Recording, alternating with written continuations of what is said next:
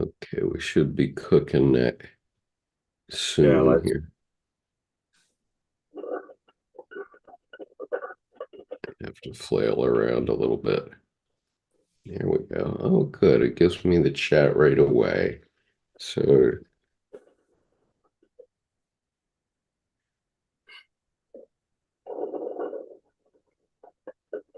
okay.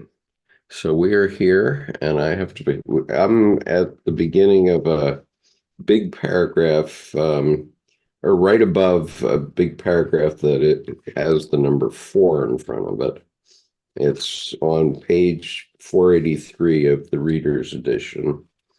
I'm going to look for it. Good morning, Art. Nice to see you. Sorry, I'm a little bit behind the 8 ball on time here, but I'm working the problem, so hopefully I'll be able to get the red book up soon. I'm working on it now. Okay. Got it on the four. Pardon? Got it on the four. Okay. Let's see what we got here. All right.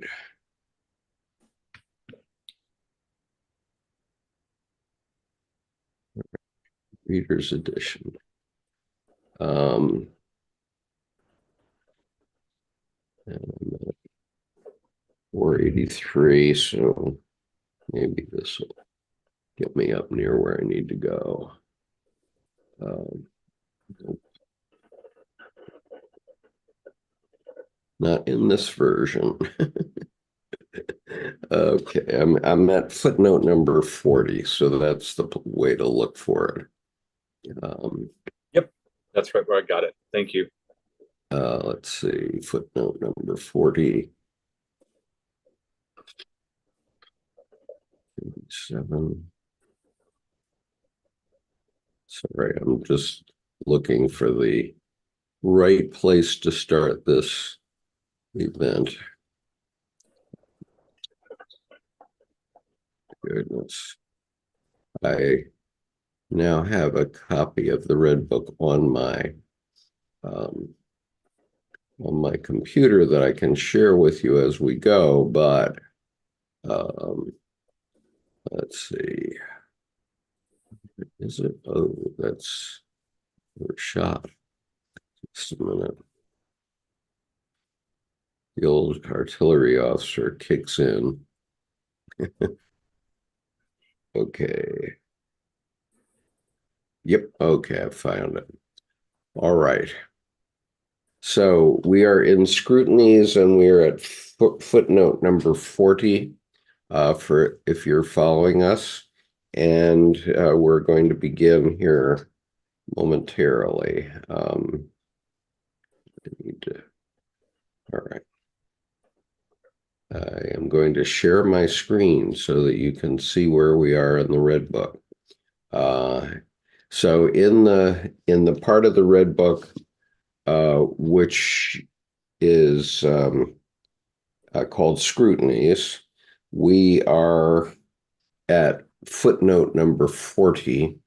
Um, and let's see. Okay, so we're at footnote number 40, which is at the top of this page that I'm showing you on the screen. So remember, Jung is going through various visions here. In the following night, I heard the voice of Philemon again, and he said, and he says in the footnote, it says the Black Book 5, the voice is not identified as Philemon, but in the Red Book, Shamdasani changed it into Philemon. Draw nearer, enter into the grave of the god. The place of your work should be in the vault. The god should not live in you, but you should live in the god. These words disturb me, since I had thought before precisely to free myself from the god. But Philemon advised me to enter even deeper into the god. Since the god has ascended to the upper realms, Philemon also has become different. He first appeared to me as a magician who lived in a distant land, but then I felt his nearness, and since the god has ascended, I knew that Philemon had intoxicated me and given me a language that was foreign to me and of a different sensitivity. All of this faded when the god arose, and only Philemon kept that language. But I felt that he went on other ways than I did. Probably the most part of what I have written in the earlier part of this book was given to me by Philemon. Consequently, I was as if intoxicated, but now I noticed that Philemon assumed a form distinct from me. Now, footnote number 41 said the next two paragraphs do not occur in Black Book 5. And footnote number 2, the handwritten manuscript of Scrutinies continues and spoken through me. And that's in page 37, I guess, of Black Book number 5. And so then he comes to a new passage, but I'm not going to start that. Go ahead. What do you have any comment on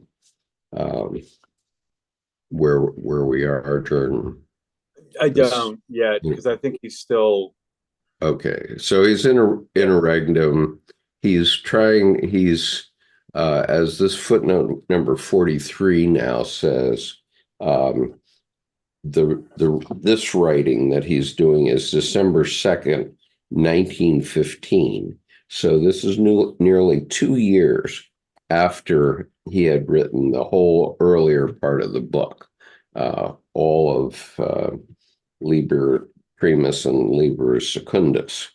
So now he's calling this Scrutinies, meaning he's going back to look at his what he was thinking in his visions and his dreams, which he hadn't looked at before, really. And he's trying to figure out what happened to him, I presume. And so this is 2 years later, and now he's having another vision. And let me just check the YouTube chat.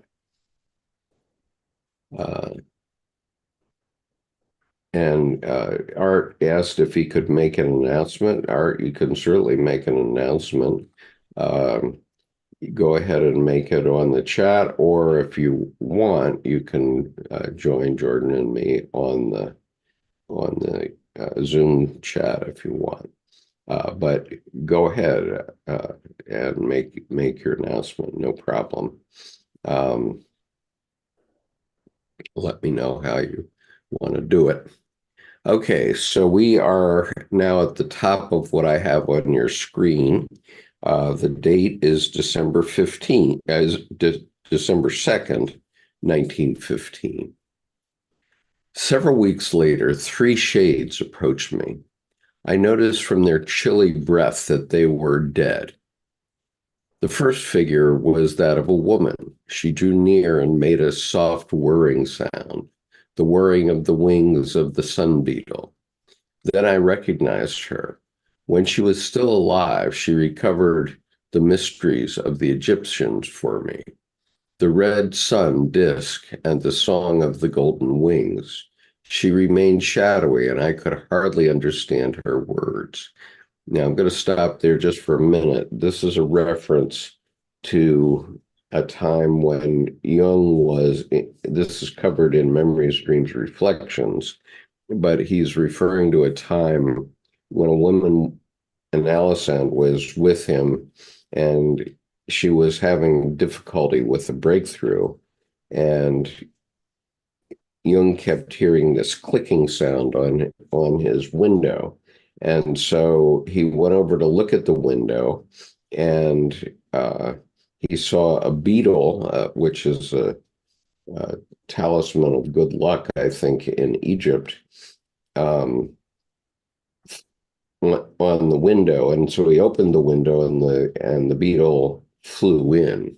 And and so he grabbed it out of midair and showed it to the woman in her hand, in his hand, and he said, "Here's your beetle," which was a breakthrough for her in her analysis. And so now we're going to find out what she's now telling him from his unconscious, which is uh, coming up next. So that's what this quotation is now. It was night when I died. You still live in the day. There are still days, years ahead of you. What will you begin? Let me have the word. Oh, that you cannot hear. That you cannot hear. How difficult. Give me the word. I answered, dismayed. I do not know the word that you seek. But she cried, the symbol, the mediator. We need the symbol. We hunger for it. Make light for us. Wherefrom, how can I? I do not know the symbol that you demand. But she insisted, you can do it. Reach for it. And precisely at this moment, the sign was placed in my hand, and I looked at it filled with boundless astonishment. Then she spoke loudly and joyfully to me. That is it. That is hap, the symbol that we desired, that we needed. It is terribly simple, initially stupid, naturally godlike, the god's other pole. This is precisely the pole we needed. Why do you need hap? I replied. He is in the light. The other God is in the night. Oh, I answered. What's that, beloved? The God of the spirit is in the night. Is that the son of the frogs? Woe betide us if he is the God of our day. But the dead one spoke full of triumph. He is the flesh spirit, the blood spirit. He is the extract of all bodily juices, the spirit of the sperm and the entrails, of the genitals, of the head, of the feet, of the hands, of the joints, of the bones, of the eyes and ears, of the nerves and the brain. He is the spirit of the sputum and of excretion. Are you the devil? I exclaimed, full of horror. Where does my godly light remain? But she said, your body remains with you, my beloved, your living body, your living body. The enlightening thought comes from the body. What thought are you talking about? I recognize no such thought. I said, it crawls around like a worm, like a serpent, soon there, soon here, a blind newt of hell. Then I must be buried alive. Oh, horror, oh, rottenness. Must I attach myself completely like a leech? Yes, drink blood, she said. Suck it up. Get your fill from the carcass. There is juice inside, certainly disgusting but nourishing. You should not understand, but suck. Damned horror, no, no, damned horror, no, 3 times no. I cried in outrage. But she said, it should not irritate you. We need this meal. The life juices of men, since we want to share in your life. Thus, we can draw closer to you. We want to give you tidings of what you need to know. That is horribly absurd. What are you talking about?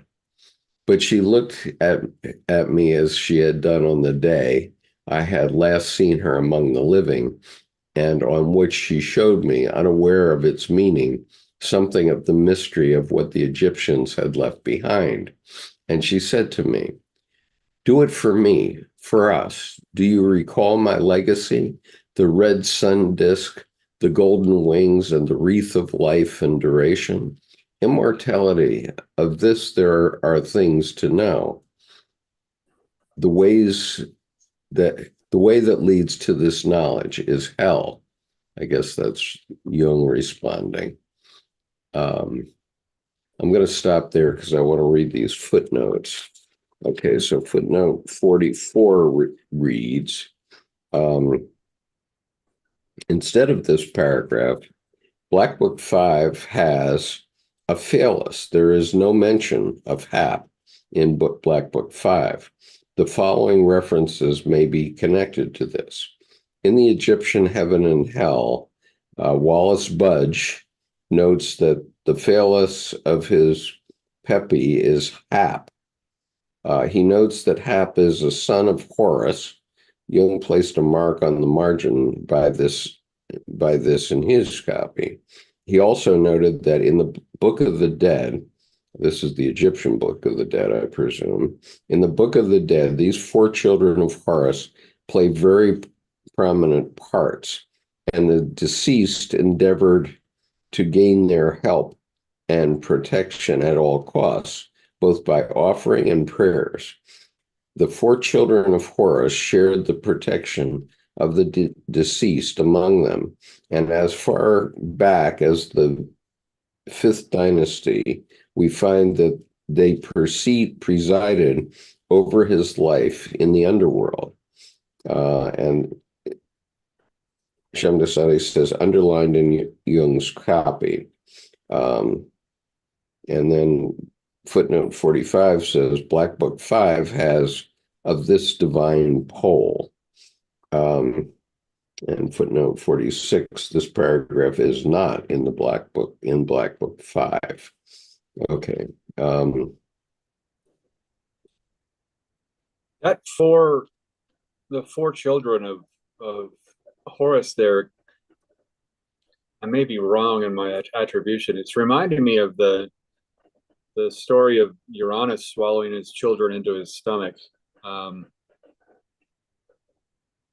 trying to think which myth that was. It seems similar, taking in the four directions, as it were. Mm-hmm.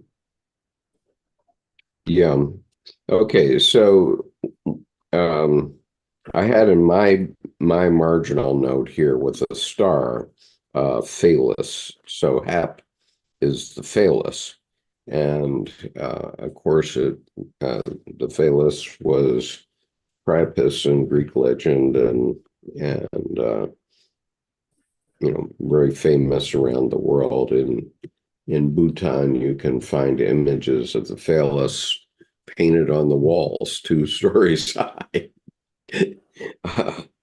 Well, there are often some biblical alchemical drawings where the phallus is indicating the tree of life.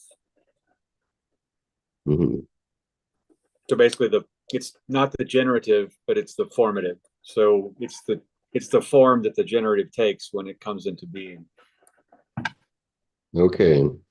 And so this is an interesting paragraph here.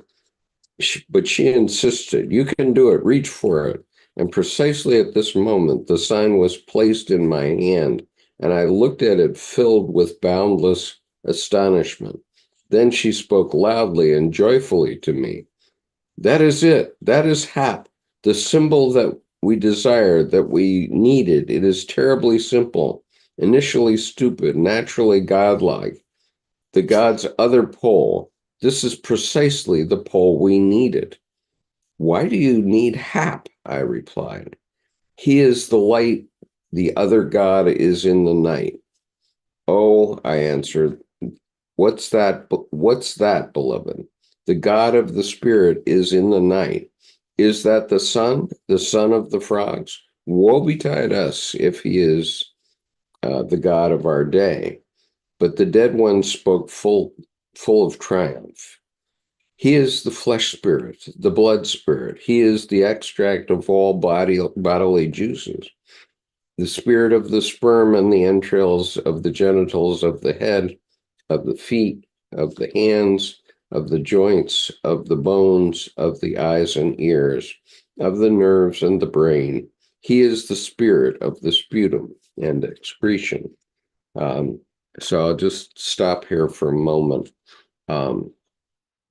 because it seems to me that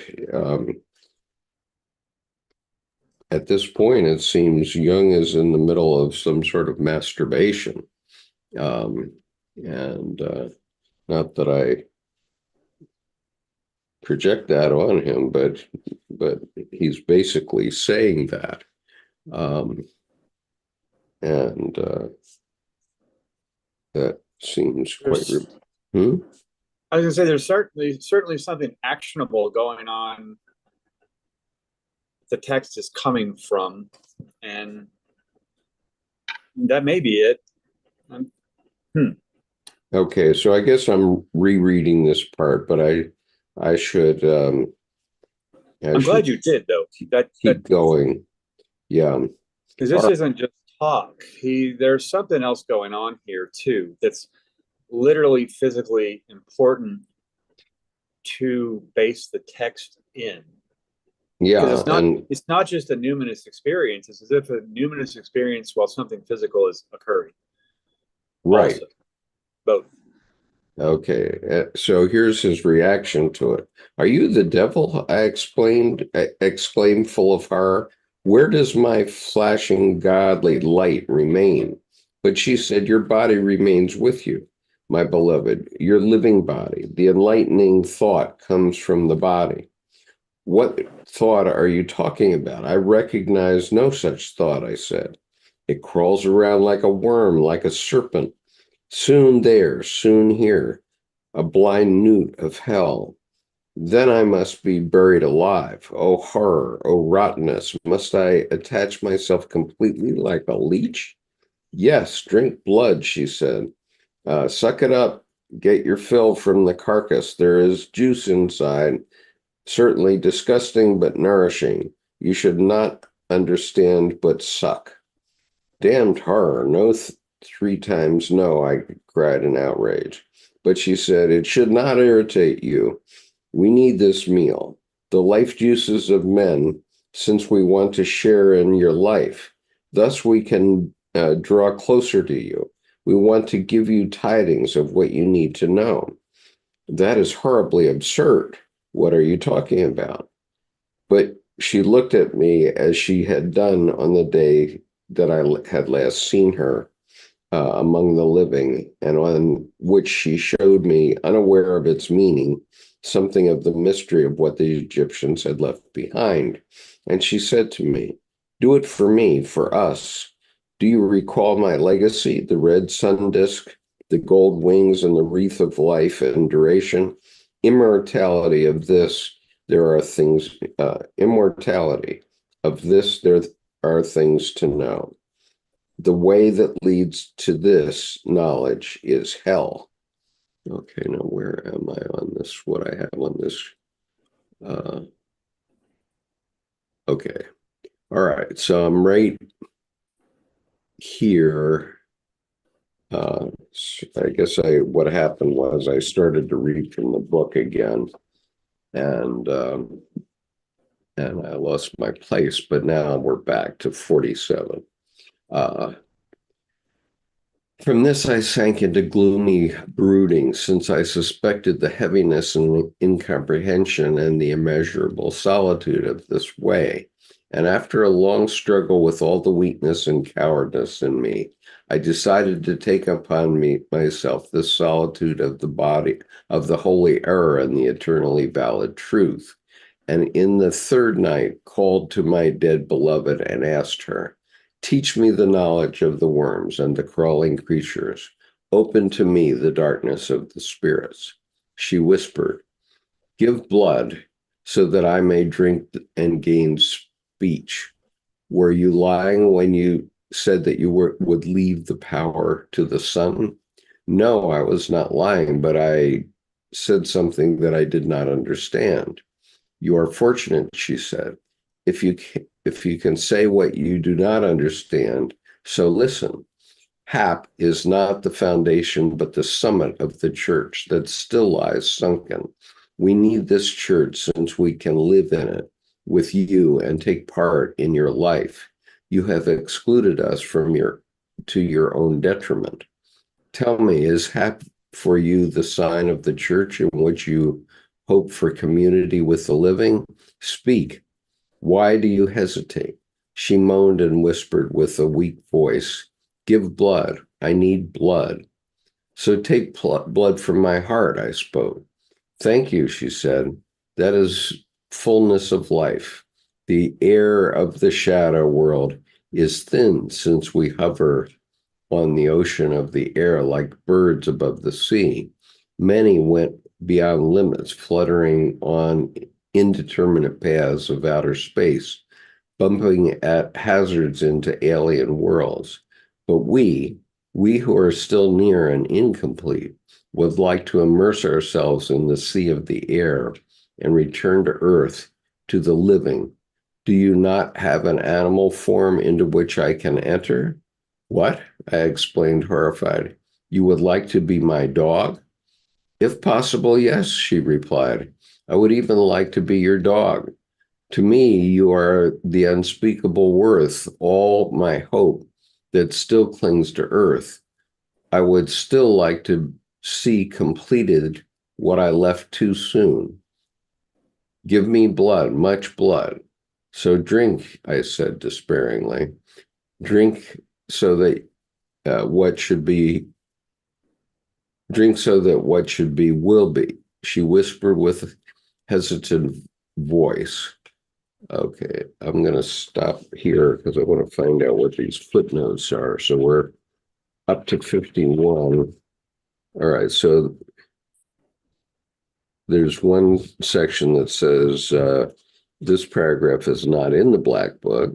And then Black Book 5 has the phallus, page 100. See Jung's childhood dream of the ritual phallus in the underground temple, page 4 above. Okay, so there's, Shamdasani is referring to the introduction of the Red Book, and he talks about Jung's childhood dream at age 5. That's what he's talking about there. Okay. Any It's comments? interesting. Yeah, it's interesting here because what came to me is this whole reincarnation scene of, moving that which was previously dead into an animal, in this case, the dog. And then before the whole masturbation potential piece, where the French word for orgasm is le petit mort, which is the little death, which is indicating a transcendent experience. And it's interesting here, there's a kind of those who are dead, lamenting, as it were, trying to transcend death by coming back. And it's interesting, I started thinking, well, is reincarnation just a denial of the life cycle of creation and destruction and a denial of death? And I'd say yes and no. But what's interesting here is just a conversation of there seems to be an architectural place opening up between the liminal horizon and consciousness in his unconscious, so that there is an actual dark place instead of being an abstract midnight ocean kind of everything in their place. Yeah, I think Jung is trying to get how these ghosts act in the physical world. Okay, if I can do. Okay, Yeah, because and they're kind of vampire trying to come back, have to drink the blood. yeah, and so they need a living human being or some living creature to give them being in the physical world, if you will. Um, and so when people tell ghost stories or um, tell ghost stories. I'm sorry, my wife is distracting me because she's in the midst of a Buddhist meditation right now. Um, and so she's got the Buddhist sound going. But what I wanted to say is that the the ghost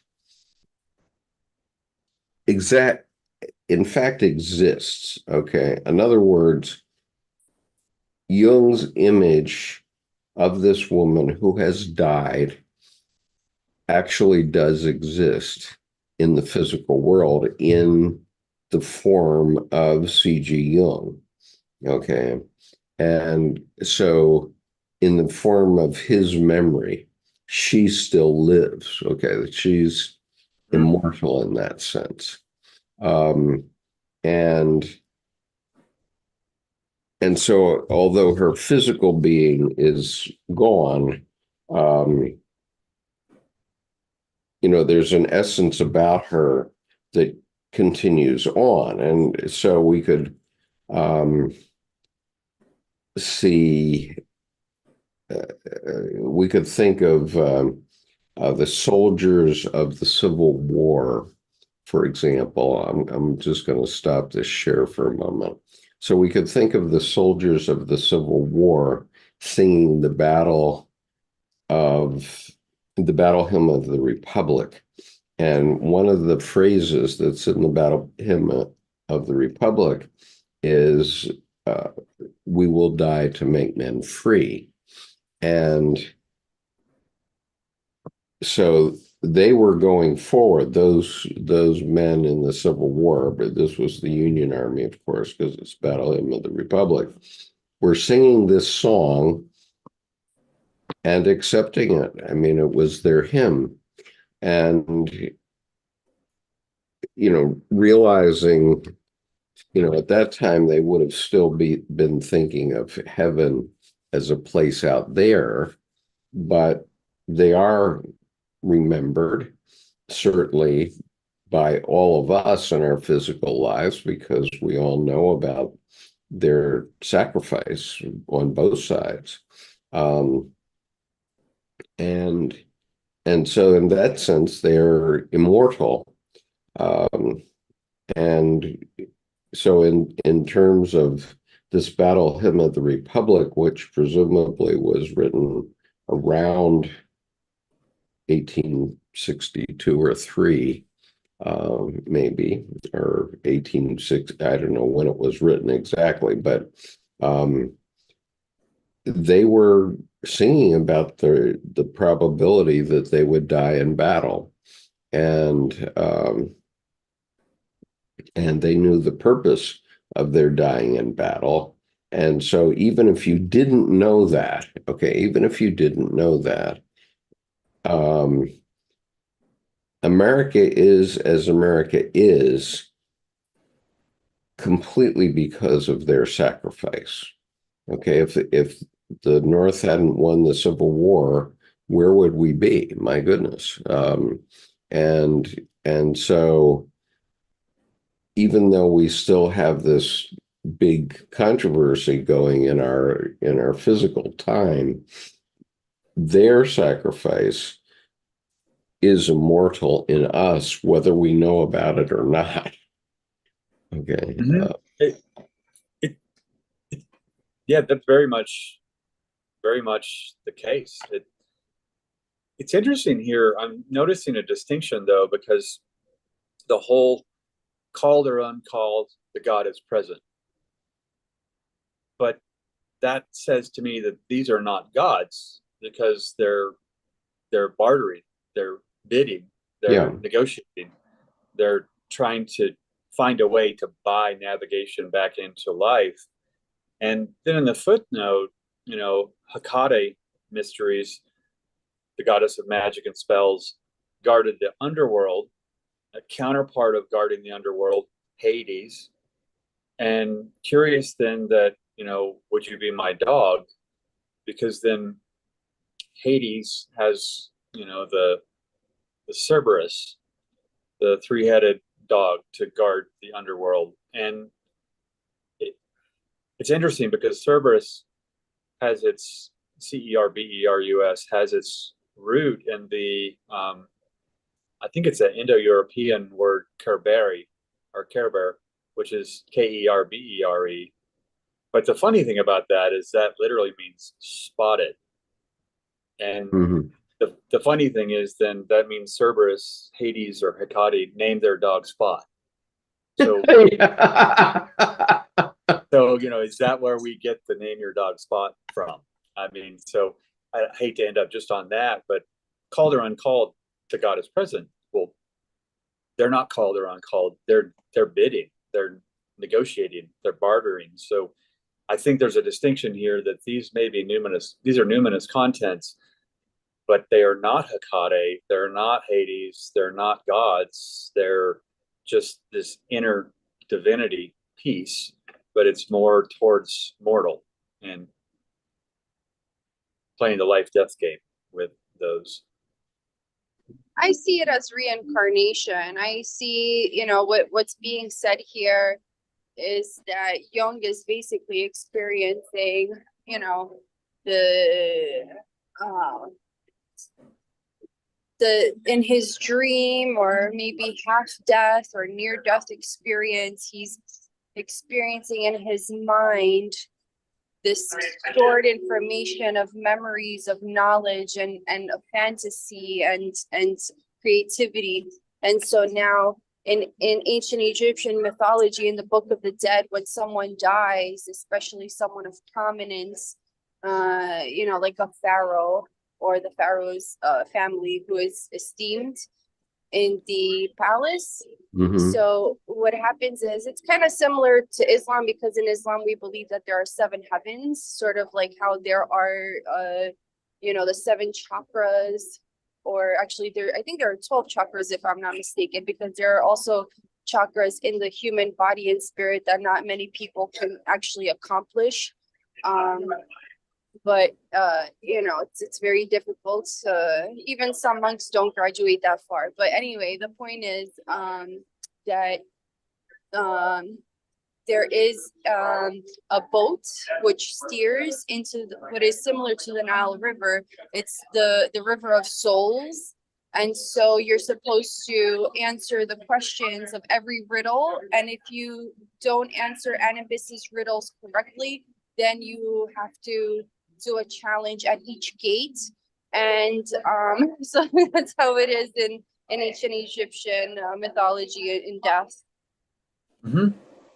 Yeah, guarding the seven pillars even, and the seven comes up a bunch. And then it's interesting you mentioned the 12 chakras, because you have the seven, but then you also from the heart have the higher heart, and then from the mind, the crown, you have the higher mind, which goes deeper within.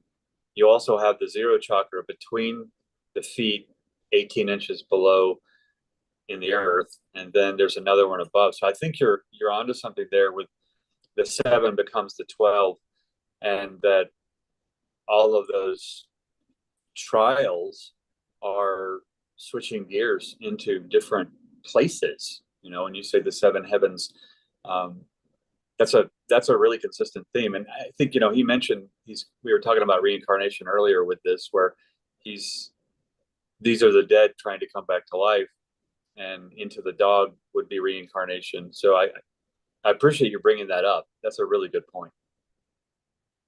Yeah, the seven heavens can also be found in the Tower in Babel. But for me, I see it as he's reincarnating into death of the old and birth of the new. And so again, Happy is the god of the my usual.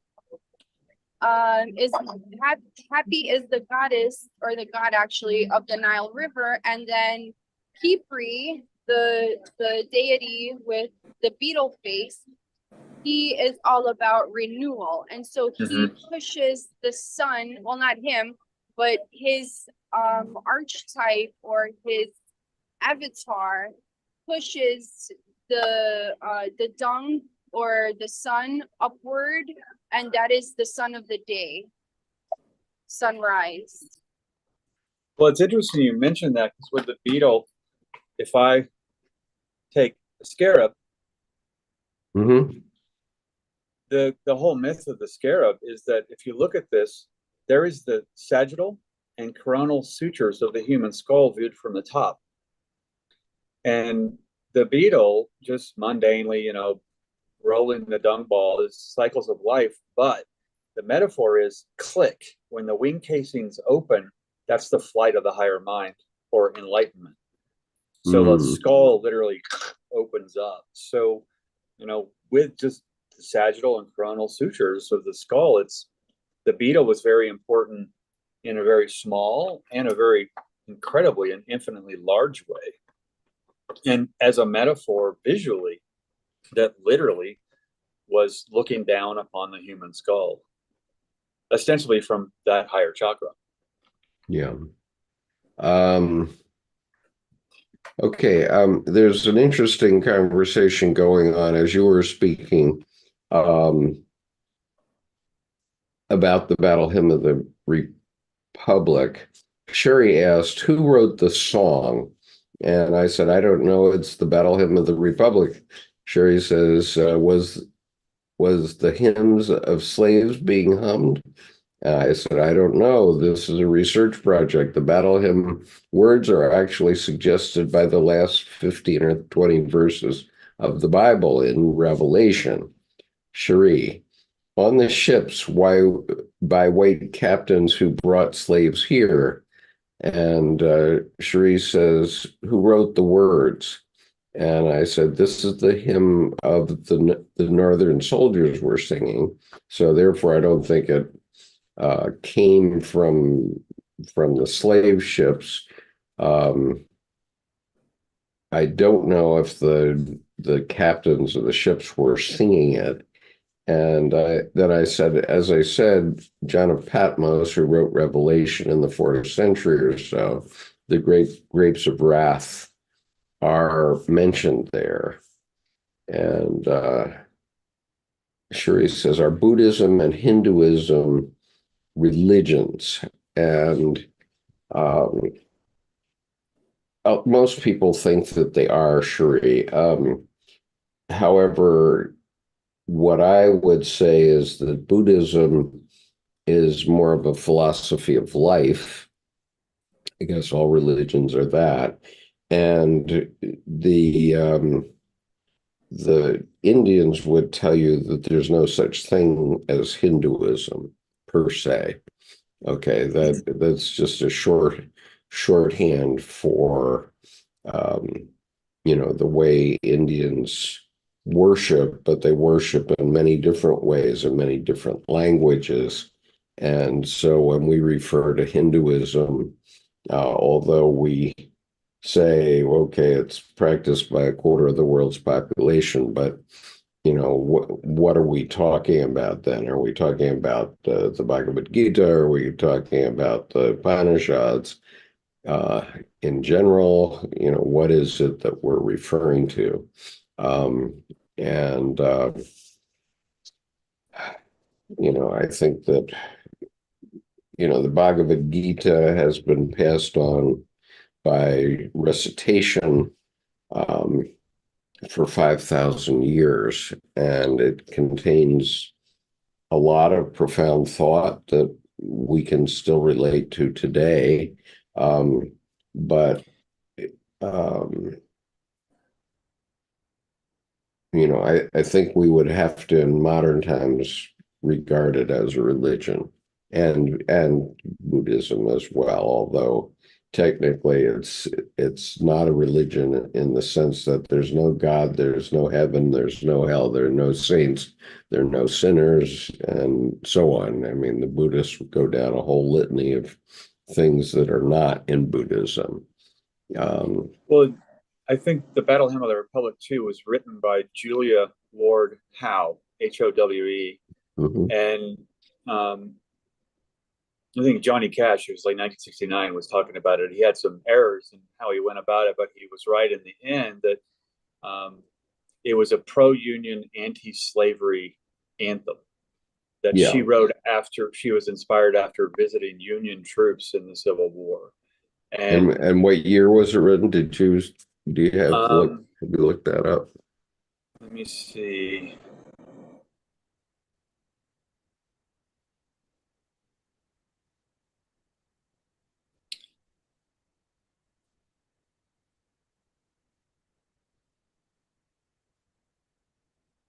It was written 1861. Okay, So, 1861. So she so that was was it. she Yeah, was moved, and she wrote the lyrics or the song or both. she wrote. Yeah, she wrote the lyrics. She wrote the back. She was inspired to write the lyrics. Okay, but she borrowed um, liberally from, to coin a phrase, she borrowed liberally from Revelation in the last 15 or 20 verses of the Bible, because that's where the grapes of wrath are mentioned. And the first verse of the um, of the battle hymn of the Republic is something like, he is stamping out the vintage where the grapes of wrath are stored. So And that's referencing the end of days in Revelation, but in the yeah, song, it's referencing the end of slavery. right. Um, so anyway, and it's still a very meaningful hymn for our military, and it's sung regularly at the Naval Academy and other places. The reason I know that is I'm doing some work on the Navy hymn for reasons that can't be explained right now, um, and the choral group at the Glee Club of the Naval Academy sings the Navy hymn, and right after it, they sing the Battle Hymn of the Republic. And I've heard the same thing happening on West Point choral groups. So anyway, we should continue. I think we might have gotten far afield, but we're talking about beings that Jung is interacting with in his psyche, and basically he's saying it's in your psyche too, and your loved ones who have died are right there. Okay, so here we are. We're at footnote 51, and there is I'll read the footnote to you. It says, in 1912, Jung discussed the Hecate mysteries that flourished in Rome at the end of the 4th century. Hecate, the goddess of magic and spells, guarded the underworld and was seen as the sender of madness. She was identified with Brimo, a goddess of death. And this is a reference to Transformations and Symbols of the Libido, Collected Works B, section 586 and following. And then footnote 52, Transformation of Symbols of the Libido, 1912, Jung referred to Nut, the Egyptian sky goddess who arched over the earth, daily giving birth to the sun god. And that's in the same work at paragraph 364.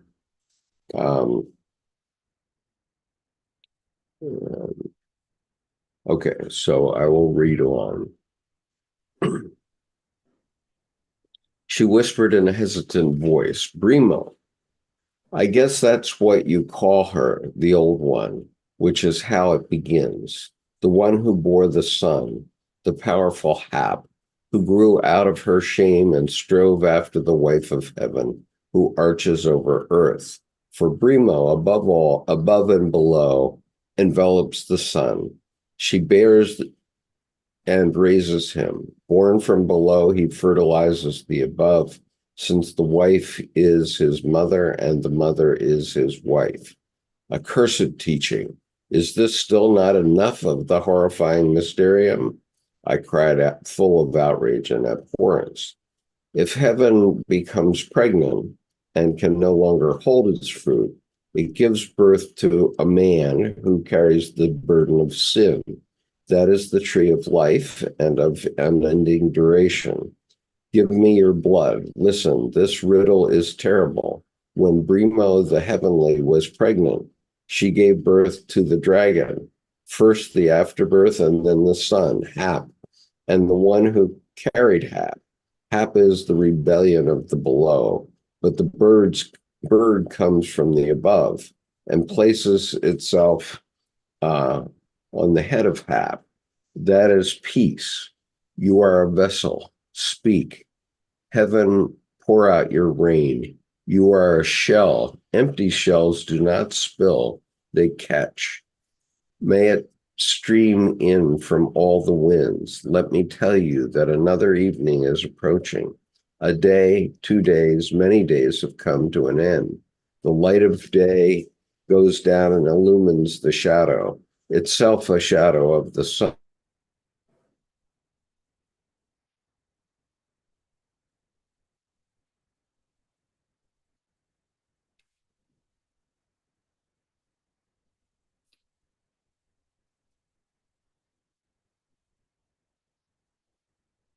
Note here, number 53. This paragraph. Your video froze. Okay, at what point?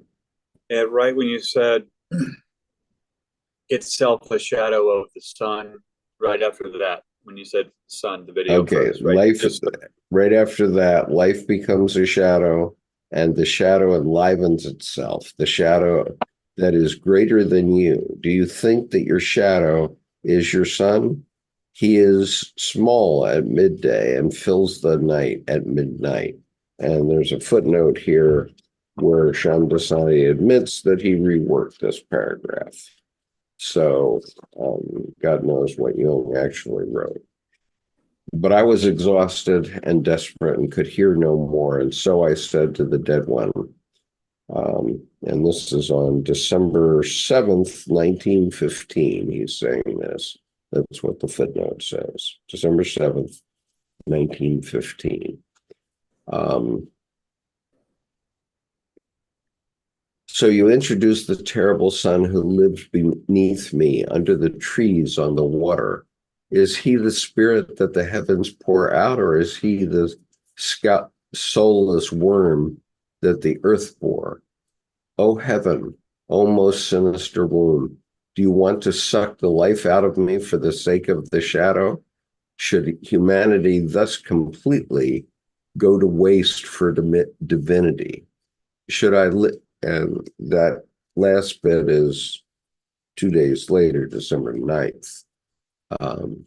So should humanity go completely to waste for divinity? Should I live with shadows instead of with the living?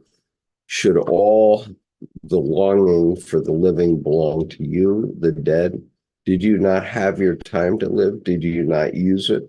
Should a living person give his life for your sake? You who did not live the eternal, speak.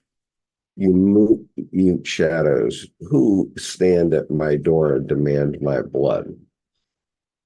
The shadow of the dead one raised its voice and said, you see, or do you still not see, that the living do with your what the living do with your life? They fritter it away. But with me, you live yourself, since I belong to you. I belong to your invisible following and community. Do you believe that the living see you? They see only your shadow, not you. You servant, you bearer, you vessel. And so then Jung responds, how you hold forth? Am I at your mercy? Should I no longer see the light of day? Should I become a shadow with a living body? You are formless and beyond grasp. Okay, hold on just a second. I have to stop this and just check and see. Okay, hi, Judith.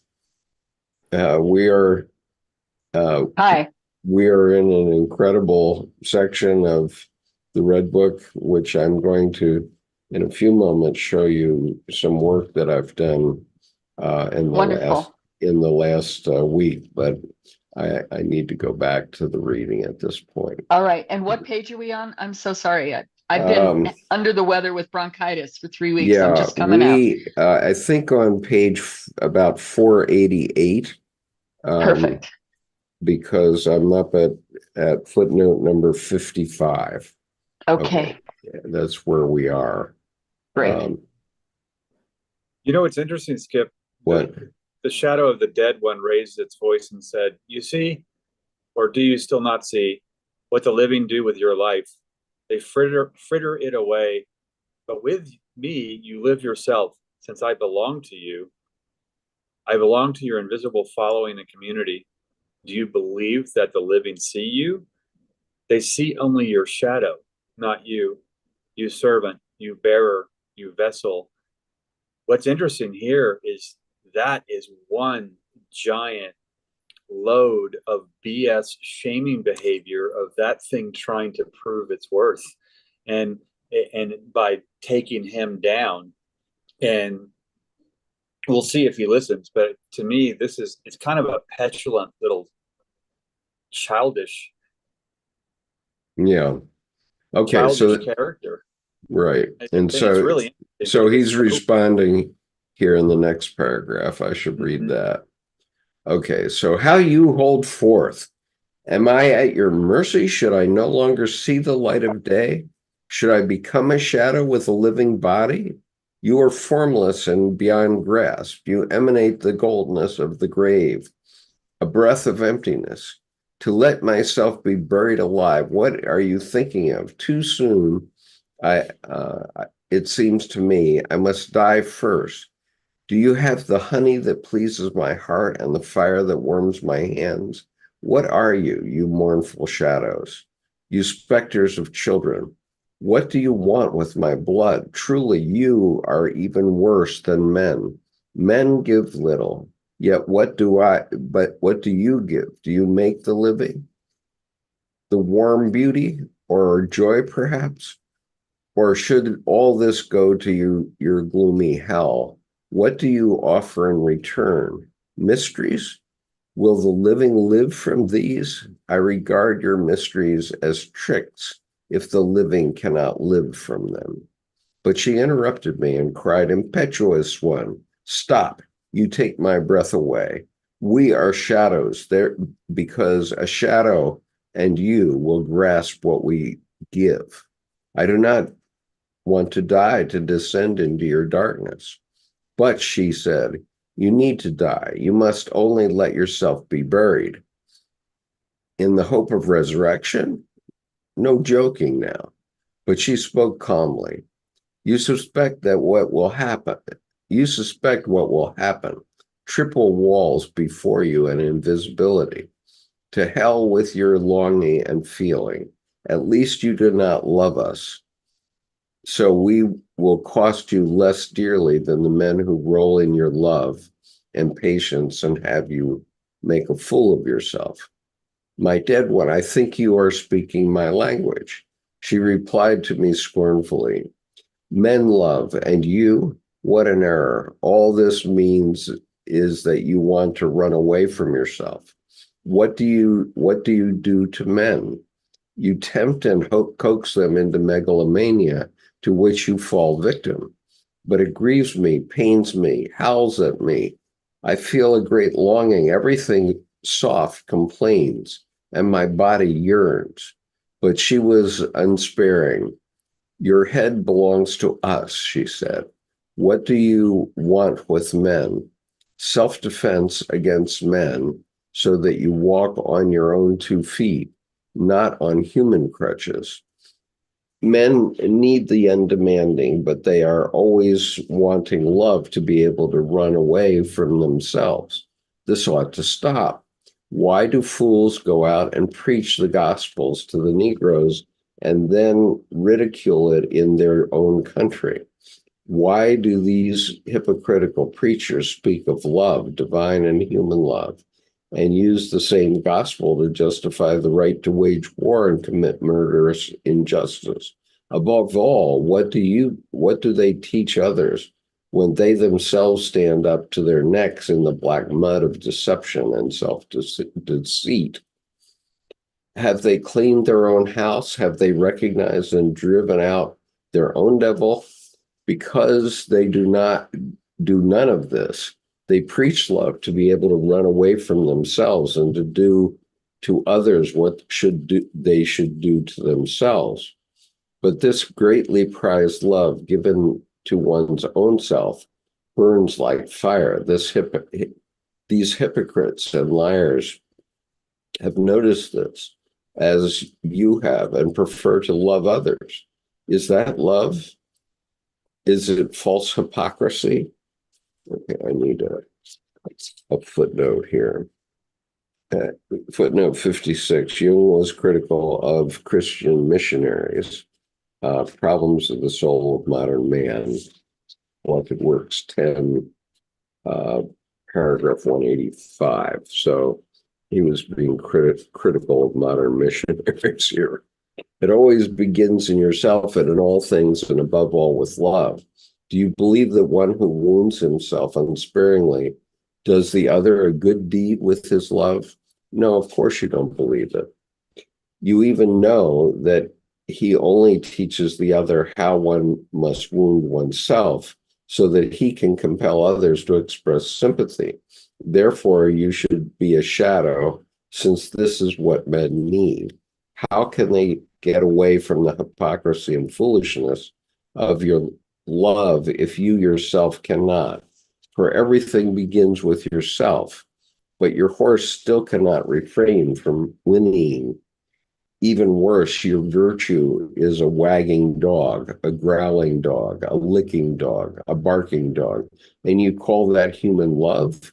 But love is to bear and endure oneself. It begins with this.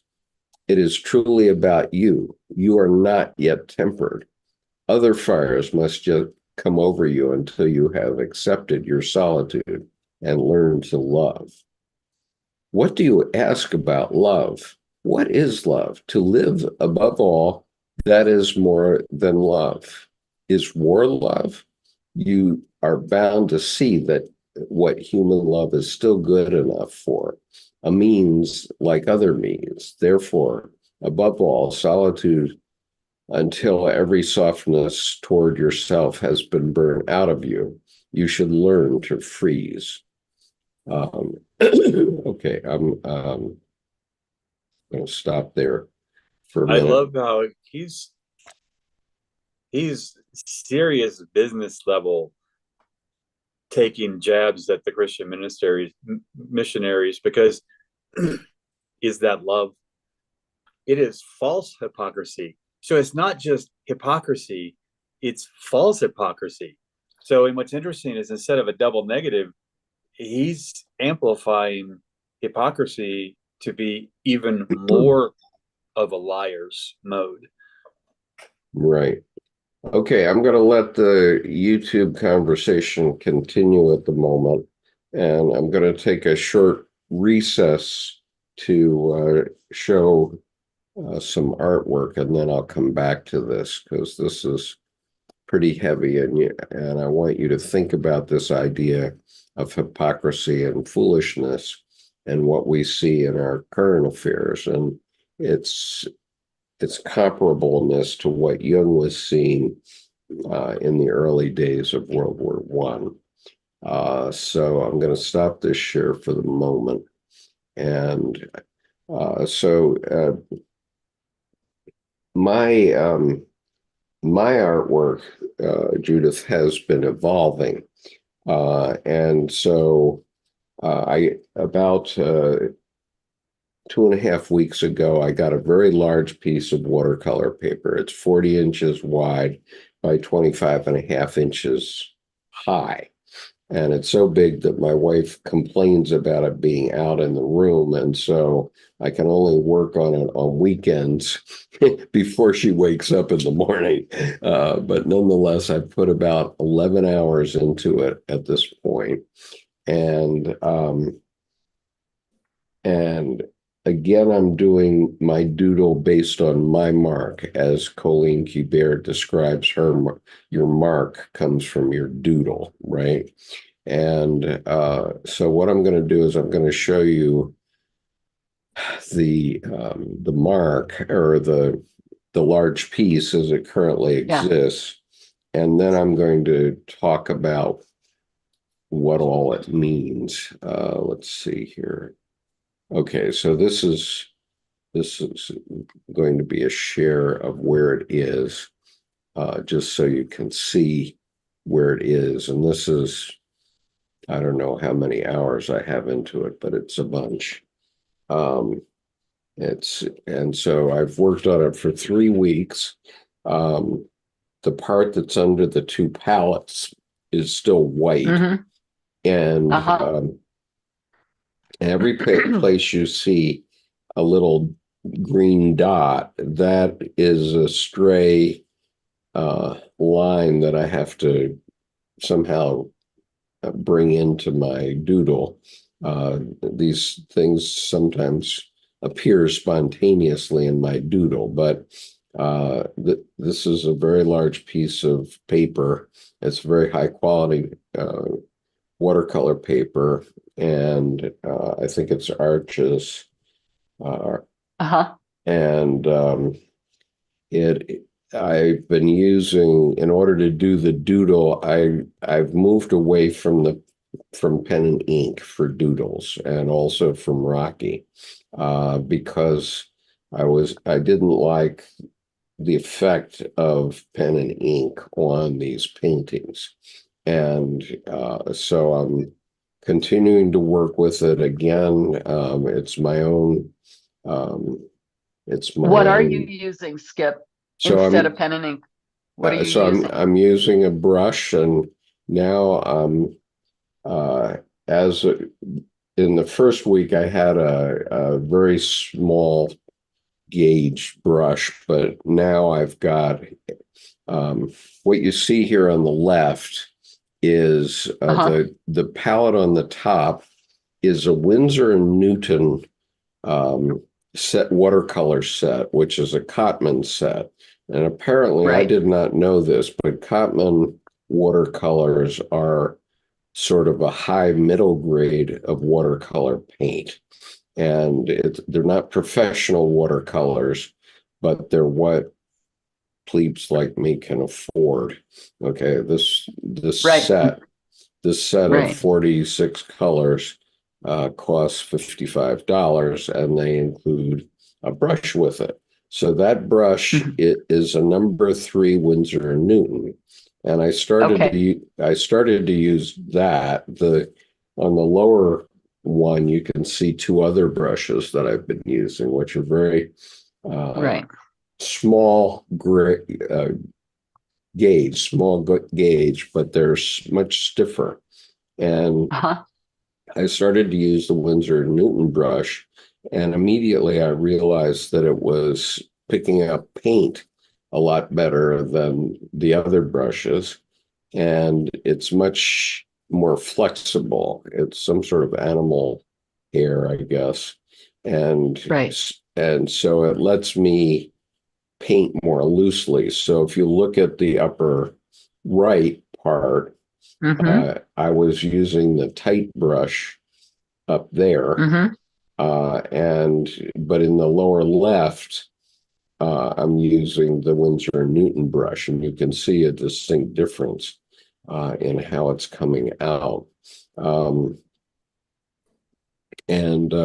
I love the synchronicity, Skip, of you finding that softer, looser brush for the lower left, which is, as Colleen describes it, the creative wellspring. This is the creative wellspring area that from which so much arises. And it just looks like you are in participation mystique here. You are in, that collective unconscious, and letting your unconscious I'm trying to do that, and when my unconscious tells me to do something, I'm doing it. Okay, but so in the lower palette is actually 100 colors. I got it from something called Temu, very cheap.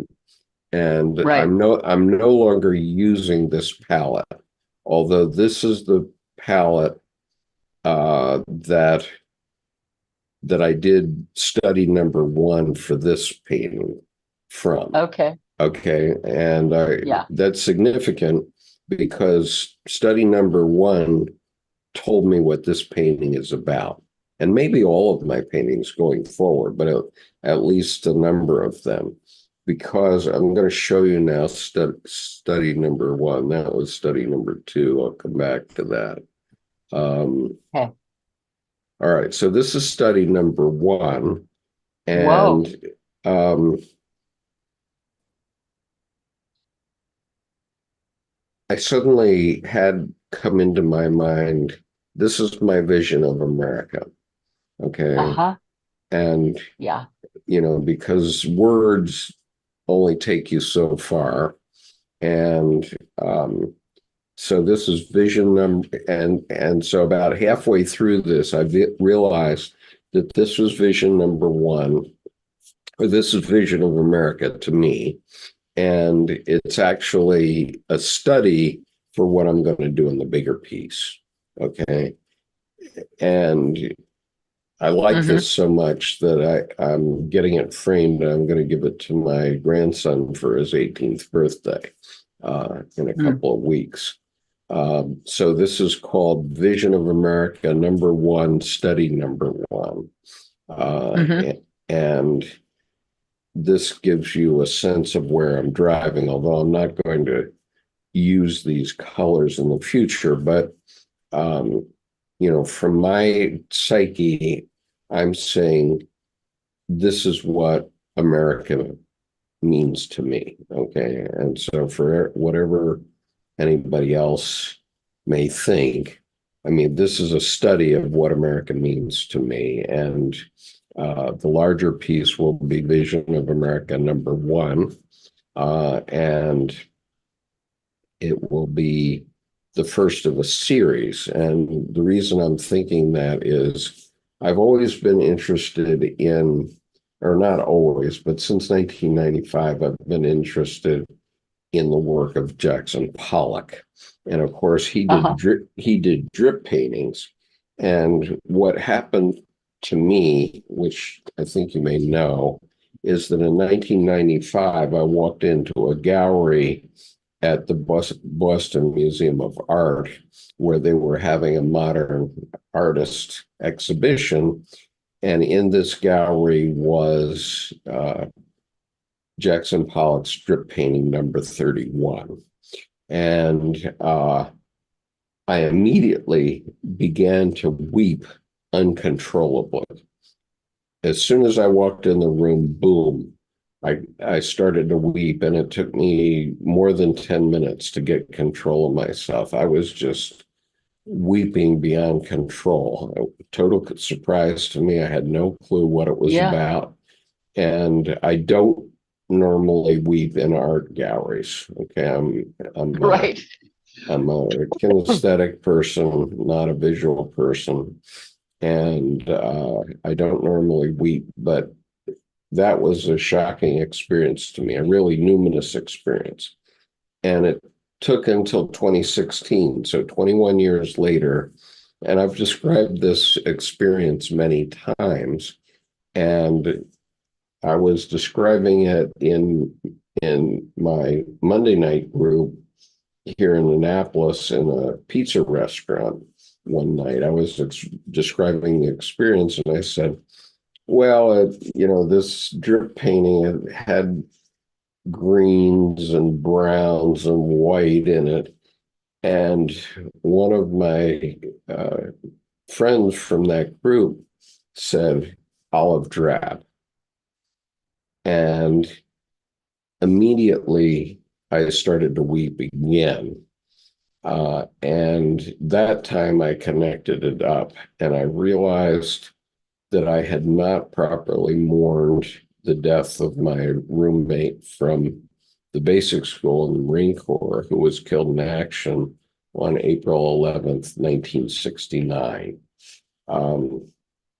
And I had not properly mourned his death because at the time I was in the midst of my own growing up things I was having to do, and I was actually studying Mandarin Chinese in Wow. the Marines. Right. And Well, the so, Marine environment wasn't big on grief, right. And you know. so, yeah, exactly. And so, but in 2016, when my friend said olive drab, I went boom, and I started to weep again, and I suddenly realized, and you can see how emotional it is because it's coming in my voice now, that I hadn't Yes. mourned the death of Bob Christian, Right. who was my basic school roommate, who I looked up to. He was like a big brother to me. And Right. so, and I It wasn't realized, just a roommate, you two had a real connection. It yes, wasn't ma'am. just you got assigned to the same room. Well, that's Yeah. how it started, of course, but then we were in the Right. basic school together for 5 months. And so I realized that Jackson Pollock had spoken directly to my unconscious, directly from his unconscious, because he never knew either Bob Christian or me. Okay. And Yes. so his drip painting number one was something that he did, which was his unconscious speaking, and that spoke directly to my unconscious without going through either of our conscious minds. And it caused me to react in 1995 and be able to explain it then after this incident in Yeah. 2016. I've actually described this. If you watch uh, the talk I gave at the church one time, it's on the homepage of this session. You can actually see the video of this happening to me because I was video recording it at the time that it happened, and you can Uh-huh. see what happened to me in that numinous moment. It's one of the numinous moments I talk about. And Right. and so then I was more interested in Jackson Pollock, and I had been since '95. And so uh, Ed Harris had done the Pollock movie, the movie called Pollock, and in that movie, um, Pollock is painting on a wall or something, and his wife, Lee Krasner, she wasn't his wife yet, but she walks up behind him and she looks at this wall, because he wasn't doing drip paintings yet, but it was still abstract. And she said, "But Jackson, you have to make some connection to something in nature." And Jackson Pollock's response was, "I am nature. I am nature." Okay. And that line stuck with me. Okay. And so I got sort of interested in doing drip paintings myself, but never really had the opportunity to do it the way he did it. And then I just realized that by doing these doodles the way I'm doing it, um, they're they're my style of what Jackson Pollock was talking about at that point. Okay, that's how I can describe it. So this was study number one. And what came into my mind was Vision of America. And it made me decide that Vision of America number one will be this piece uh, that we looked at earlier. Now, this is the second study that I did. Now, I was doing a study in indigo and sepia. I was only going to use indigo and sepia. And so I filled this paper about 50% with only indigo and sepia. And then I realized, well, I'm going to have to do something more. And I wanted to do a study of blacks because I had realized that Grandma Moses, which is that painting is all in shades of black and gray. Okay. And so I wanted to see what would happen. And I said, okay, I'll use indigo and sepia out of this new kit that I got, the Winsor Newton kit. And so I was doing that, and all of a sudden my psyche said, you have to put emerald green in the center of this. And so I put emerald green in the center of it. And then I had to put this orange color underneath it. And so, then I started to fill in some other colors because I wanted to put some heat in the creative wellspring. And so I kept doing that. And what came out of this immediately for me was a face. And it's right in the middle of the emerald section. And I'll see if I can increase the size. And okay, so here it is. When it's increased this much, it looks like a face with the eyes looking off to the left. And that face is entirely in sepia and indigo, and I did not put it there.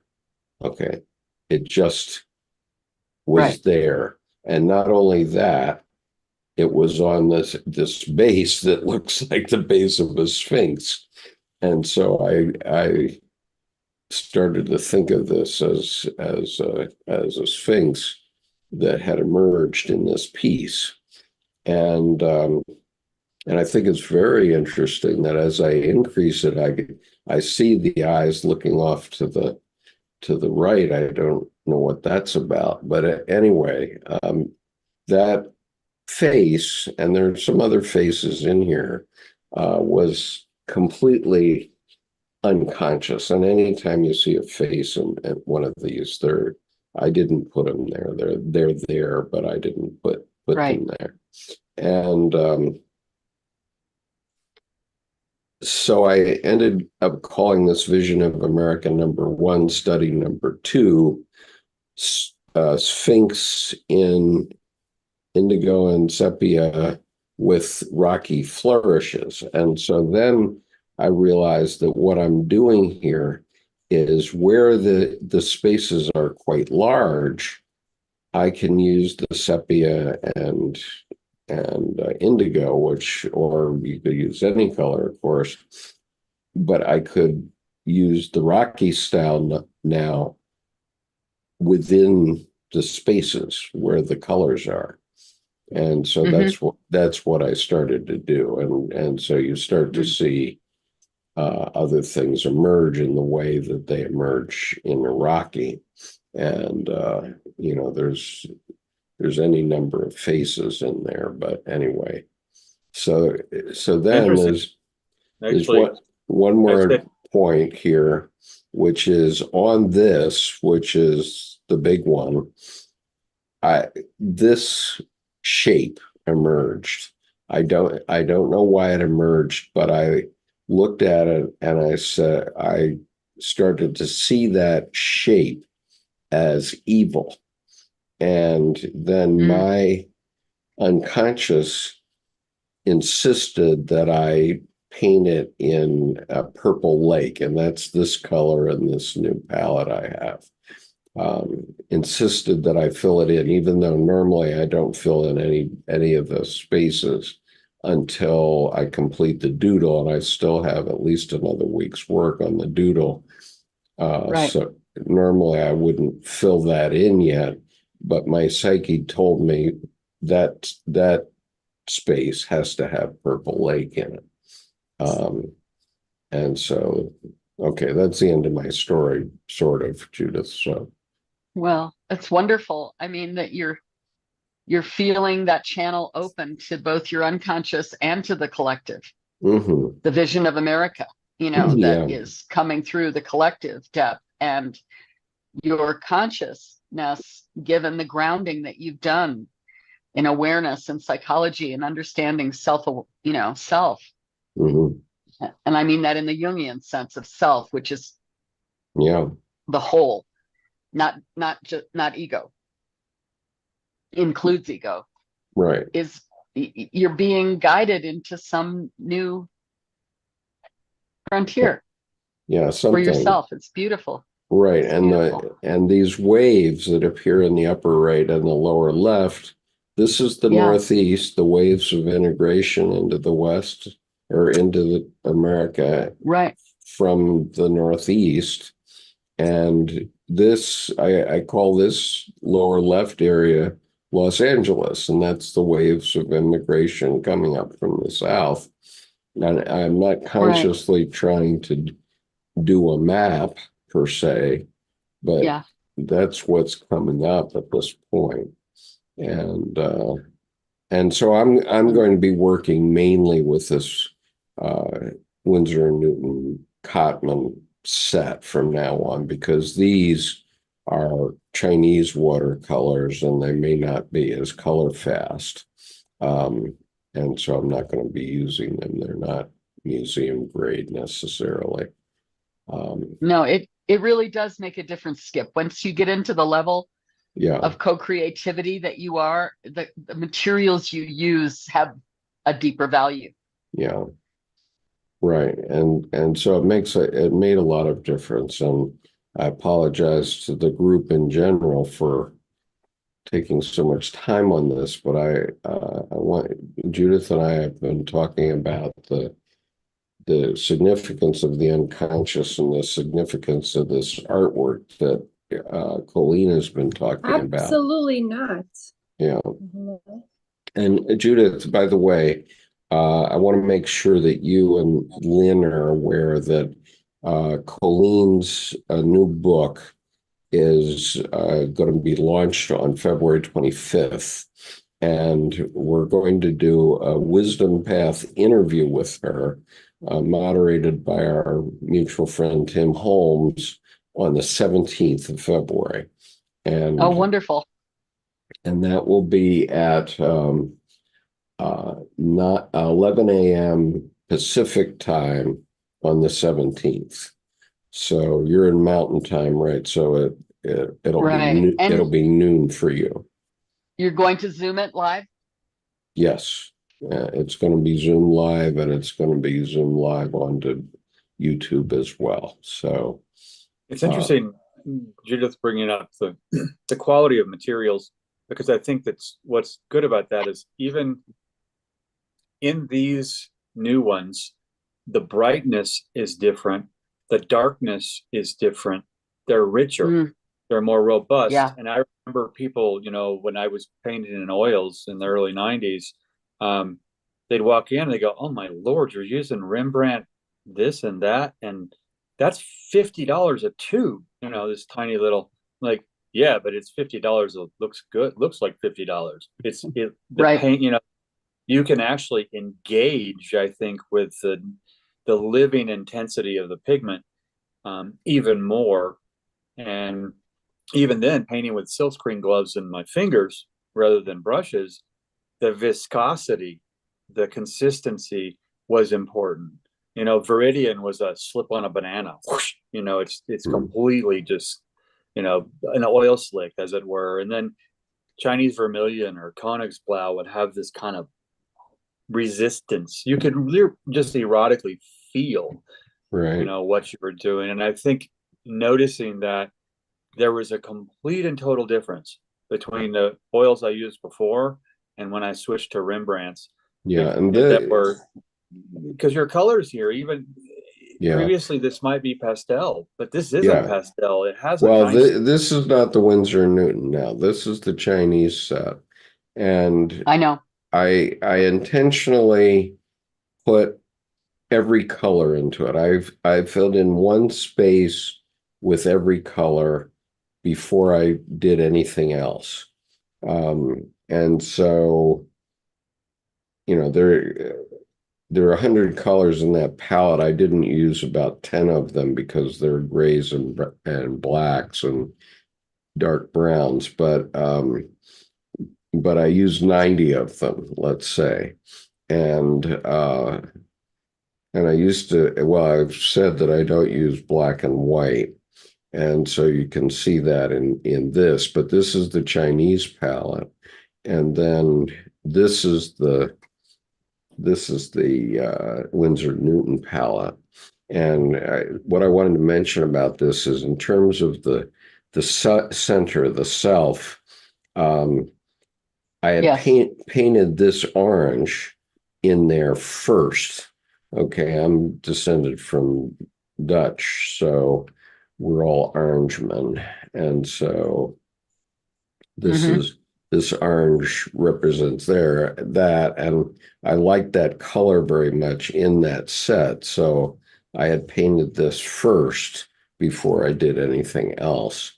But I thought it was very interesting that my psyche demanded that I put this emerald green in this study in sepia and indigo that I was doing. Well, and it's in the center, Skip. Yeah, right. So, you know, I'm not entirely sure what that means, but I'm going to do some more studies before I get too far into the color, because I won't be doing any color for at least another week. And except for the one purple lake space. But anyway, some amazing things are coming out of this experience, including the evolution toward going from Colleen's teaching about the doodle and then evolving that into coloring in the doodle, and then realizing that now I can use the Rocky technique within these spaces where there's big, big color spaces that need something. Right. Right. Interesting about this one. I mean, that character you were talking about in the emerald green, to me, looks like a long-haired knight, doesn't have the helmet on. He's got his sword raised. And then directly across, there's this black knight or dark knight with the cross on his shield. And then looking down to the bottom or middle right, there's this huge gray horse head with mane. Like, which is the knight in the middle in the emerald has, dismounted the horse, and very actual characters, not just implied, but they're really coming out there. Yeah, they really do. Okay. So anyway, this is taking an hour or two every day. That's a good hour. What a great way to spend your time. Yeah, what absolutely. a wonderful way to spend time.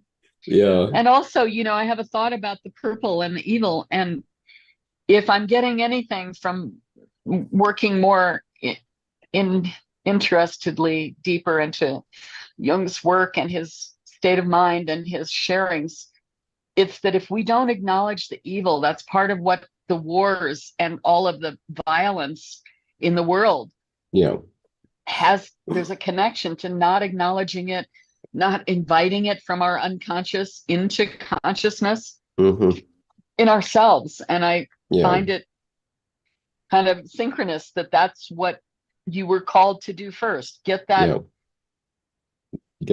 evil on the paper. Express that.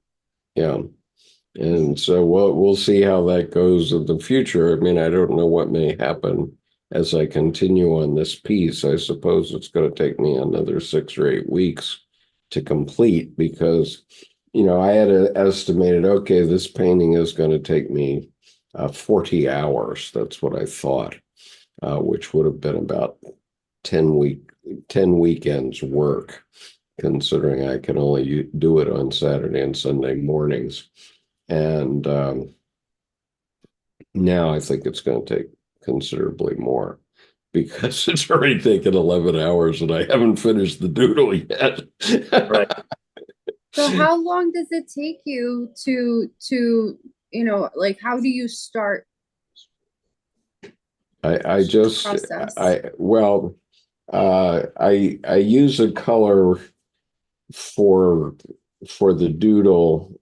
I prefer this light orange color, which came from what's it called? There's another set that my mother-in-law had that I was using, and I'll just show you from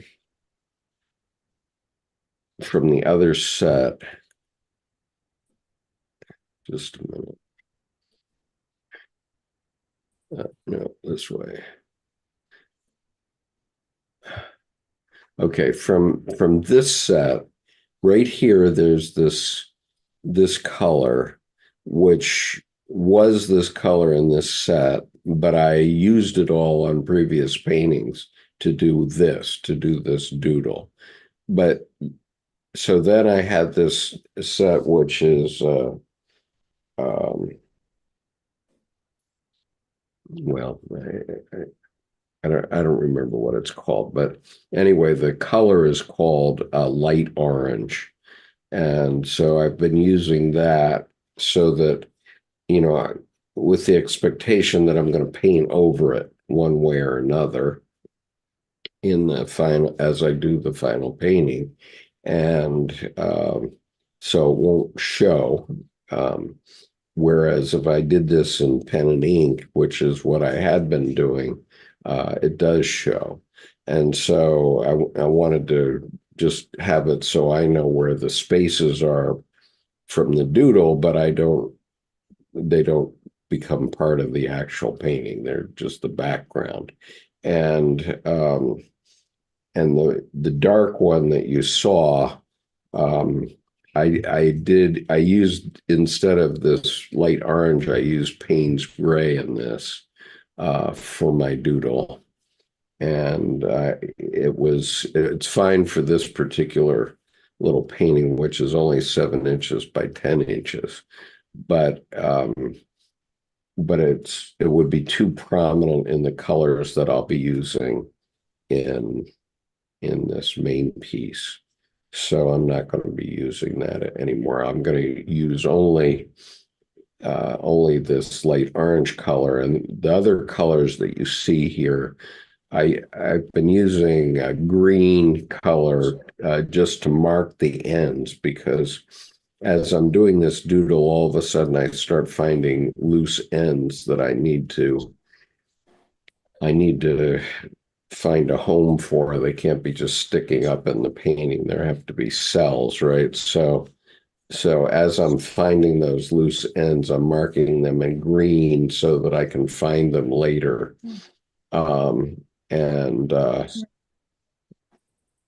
And so you see right down Have you tried under this mixing? palette here, right here, you see that little green dot that's marking that loose end for me until I come and pick it up again.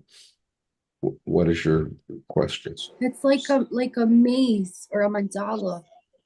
Yeah, I mean, it's a doodle, and so this is my mark, okay? And when Colleen was teaching us about doodle a couple of years back, right before the election, we were doing doodles and sharing them in a weekly meeting with Colleen. It was a whole process. We did about 6 or 8 of them, and they're here on the YouTube channel somewhere. But in any case,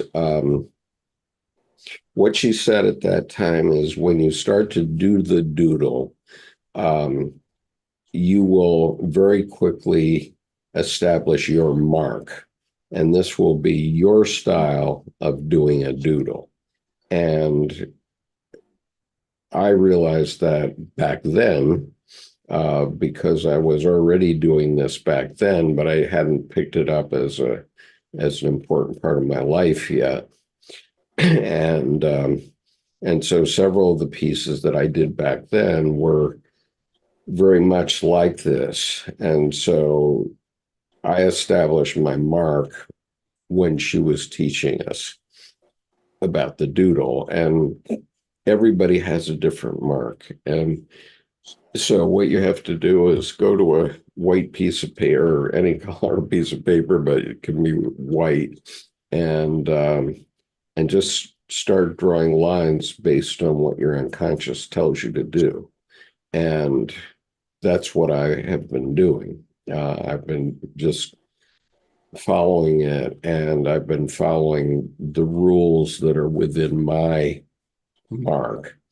And so the significance of that is 100 years from now, if somebody finds a piece and wants to claim that it's a original Conover,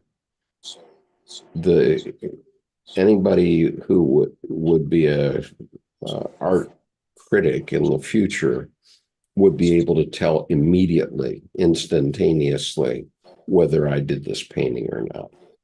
Okay, because you cannot follow my. I wanted to share with you. Sorry. Go ahead. Because you said that 100 years from now, someone will find it. I'm so sorry. But you reminded me, on September 10th, 2001, I was coming back from Disney World with my mother and some friends. And, 9/11 happened the very next day, but someone, about a year ago, someone who is, my mom is a very friendly person, so oftentimes women confide in her and they see her as like a mother figure. Mm-hmm. So this one woman, she had this vision of 9/11 and D-Day and World War II. Basically, the painting was just gray Armageddon, just grays and blues. Mm-hmm. And then she had this spaceship, which was like meant to abduct or something. I'm not sure what the aliens were doing there, but it's so funny because during the pandemic, I was thinking the same thing. I was thinking to myself, whatever extraterrestrial beings are out there, they're probably looking down on humanity and saying, "Oh my God, what a bunch of idiots for creatures that have such an advanced brain. What a bunch of idiots." I mean, look at octopi. They're so smart. They can open up a jar by themselves. They've Right. got like what, 5 hearts and I mean, or 5 brains. They're super intelligent, and we have this one brain, and we just seem to, gun steal and bacteria over and over again. But I wanted to ask your permission, Skip. I don't want to ruin this for you, but my conscious is telling me, okay, so you see at the very bottom on the left-hand side underneath the paints? Yeah. I'm seeing some kind of Yucatan deity there, some kind of Mexical deity there.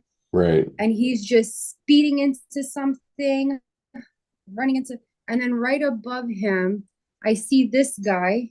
I don't know if you can see him. Let me take out the blur. Yeah, this is the Singa beer. And this is what I used to drink when I was drinking. Mm-hmm. Yeah, so it reminds me of this guy right over here. Okay. Do you see him? Well, I don't know if you can yeah, see I him. do. He's right I there. can see him. Yes, indeed. And so that will happen. And in fact, there have been previous emergences for me on this, because a few weeks ago I was seeing an elephant. Right. And it was somewhere up in this area, but that elephant has disappeared. And I was seeing a crocodile down here somewhere, but I'm no longer seeing the elephant and the crocodile as I've I'm continued seeing a on. whole jazz festival there. I'm Right. seeing like a whole, yeah, there's a whole jazz festival. I see people there dancing, they're hanging out, someone's pointing over there. Interesting. It's oh yeah. Right. And before I saw this area where it was open and there was the shape of a head in here, and I was seeing that as the Buddha, but that's disappeared now as I've worked into the middle of it. Incredible.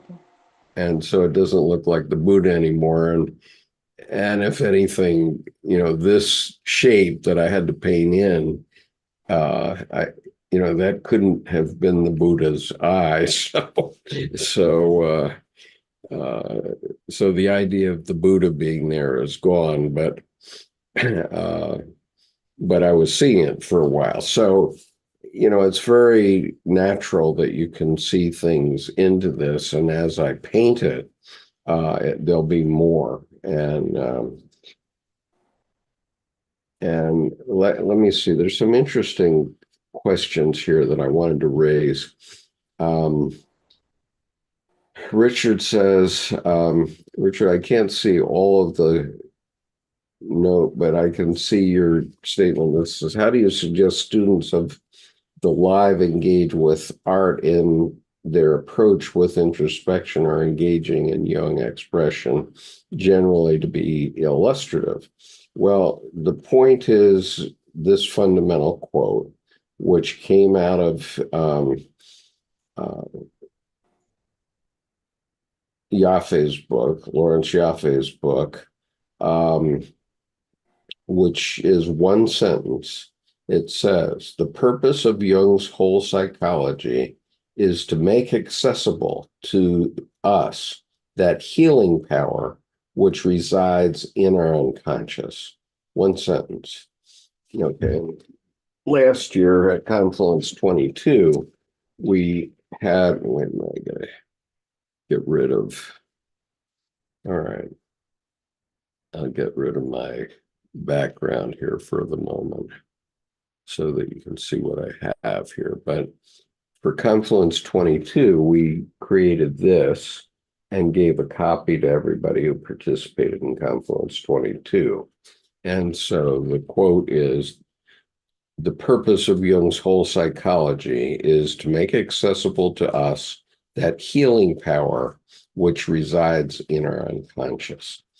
And it finally came to me, as I've been studying Jung for nearly 40 years now, that that's the essence of everything. It's the essence of religion. It's the essence of psychotherapy. And we happen to have a psychotherapist in the group here. So let's ask her, Judith, would you agree that the essence of psychotherapy is to put people in connection with themselves? Yes, and the innate healing power within themselves. Right. That is fundamentally there, never broken, but can get very obscured or covered up. Covered up by trauma or whatever. Yeah. Yes, yes. And I wanted to just say, in service of that you have your own doodle, your own mark. So this is what my doodle looks like. This is my mark. Thank you. Great. Terrific. And it has a very different but similar quality to your doodles. Mm-hmm. Exactly. But it's my mark. Right. And just like in a therapeutic journey or a self-awareness, to come to not only know ourselves, but to love, to bring the love. Right. And so in answer to Richard's question then, what I'm talking about when I'm talking about this exercise, which I started to realize was also a meditation technique, is finding a way to open your heart, open your unconscious, so that you can drink the healing power that it has within it. Okay. And this is what Judith is saying, and you don't have to do it don't listen to me. You have to find your way.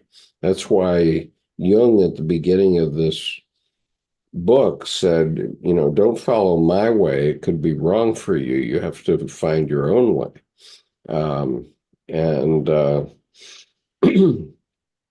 And but by way, what was he referring to? For many years, I struggled with what Jung was saying there. But what he's saying is you have to find your own way to open up the unconscious, to open to its healing power. That's what he's saying. And so, many people, Buddhists all over the world, meditate and they say mantras, and I've done a lot of that. I said 100,000 copies of one mantra in Tibetan, which is the healing mantra of Tibetan Buddhism. It's the 100-syllable mantra. Om Benzasatu Samaya Nanopalaya Benzasatu Tenopa Tito Drito Mebawa Sutokaba Mebawa. I'm lost in it right now because I'm giving a class. But in any case, about 25 years ago now, I said 100,000 of those. And I still say it. I used it when I was getting a root canal one time, and it worked just as well as anesthesia, because it didn't make me scared for that 1 hour, but it was protected my psyche. And so everything we're doing, everything that's in Jungian psychology, everything that's in 1,400 videos that you're going to find on this YouTube channel, all of it is pointing to this one sentence. That's the essence of, of what Yaffe said, which is, what is the name of this book? It's called Opening the Heart or something like that. Lawrence Jaffe. He's the son of Agnella Jaffe, who did Memories, Dreams, Reflections with Jung. And he was, unfortunately, he died very young at age 61. He was a Jungian analyst in Berkeley. But I'll say it again, this one sentence sums up everything we're doing, everything I'm doing in art, everything that I talk about every week is all in this one sentence. The purpose of Jung's whole psychology is to make accessible to us that healing power which resides in our unconscious. Okay. And wasn't the title Liberating the Heart? Liberating the Heart. That's it. Yeah, that's it. Yeah. I wanted to ask, if it's not too late, by any chance, Skip, was that like a group course that you and Judith took, that that both of your works, like your study 2 and the work that Judith just showed us, is this like is the indigo? Oh no, I meant I just wanted to know if it was like a collective conscious thing that was happening, like this spontaneous phenomenon where both of you use similar colors, because yours was a little bit gray. Let me let Judith respond to that. Oh, okay. Can't hear you, Judith. Judith, you're muted. You're muted. I was inspired by Skip's Red Book, sharing my time here on Sunday mornings, and I pursued Colleen's work. I got more intrigued with her, and on a 3-day meditation silent retreat I was doing in early January, I had this inspiration to reach out to her and ask her to mentor me. And she said, well, how wonderful. In 2 days, I'm starting a 12-week course in art and spirit. Would you like to join? And it was like, how that happened. So I have been immersing in that based on my inspiration from what Skip has been sharing here. So in that way, it is, the conscious collective as well as the unconscious collective. Well, and it goes back farther than January because yes, because late last spring I was talking about the Rocky after I came back from Aptos in April, and right. and you and Lynn started to pick up on that then. And right. Well, I got so inspired to practice, but then I realized I wanted more guidance. Which is sort of how it goes. And I'm going to send a quote to you, Skip, in email, and maybe you could share it with the group, but it's from The Boundaries of the Soul, June Singer, where she talks about the journey of Jung's work in healing and how we're this boat. And yes, we could be on the lake and kind of maybe bumble our way to the other side. But, and we're the boat. The water of the lake is our life circumstances, and the winds are the unconscious and the unseen, often qualities that are blowing and we're working with. And when we start working with them, it's a little better to have a guide who's already known how to go across the lake.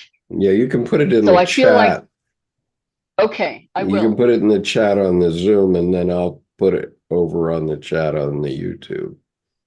Okay, wonderful. And, it's, so it is an energetic connection, Amila, that you're noticing that started a year and a half ago. And it feels like being guided, but Skip, your Red Book group has been so influential. Thank you. So inspiring to have some support to go further rather than just sit around and doodle. There's something really different. Yeah, well, I mean, it's not only the doodle, of course. And, now I'm doing another Red Book series over in our advanced reading group because we were doing The Place of the Soul, or the Place of Creation by Neumann, which is a book that Jordan had given me. And we got about halfway through it, and the women said, no, we're not doing this anymore because it's too patriarchal. And so we were talking about what we wanted to do. And I said, well, we can do the Red Book if you want, but I'm already doing it on Sunday mornings. But of course, they're all in California, so it would be 7 a.m. for them. And so, or many of them are in California, and would be 7 a.m. Well, where Jung was the sexist, patriarchal, man of his time, Neumann made him look like a little schoolboy in terms of being more patriarchal, just from the language constructions. It was I'm glad that ran its course. I hadn't thought about that before, but now I'm going, wow. Yeah, Neumann outclassed Jung's patriarchy. Like, talk about star student. I'm going to exceed. Yeah. So anyway, of course, Jung was a male chauvinist pig who was born in 1875. Okay, and yes. So he had the patriarchy. A man of his time. He was a man of his time. Right.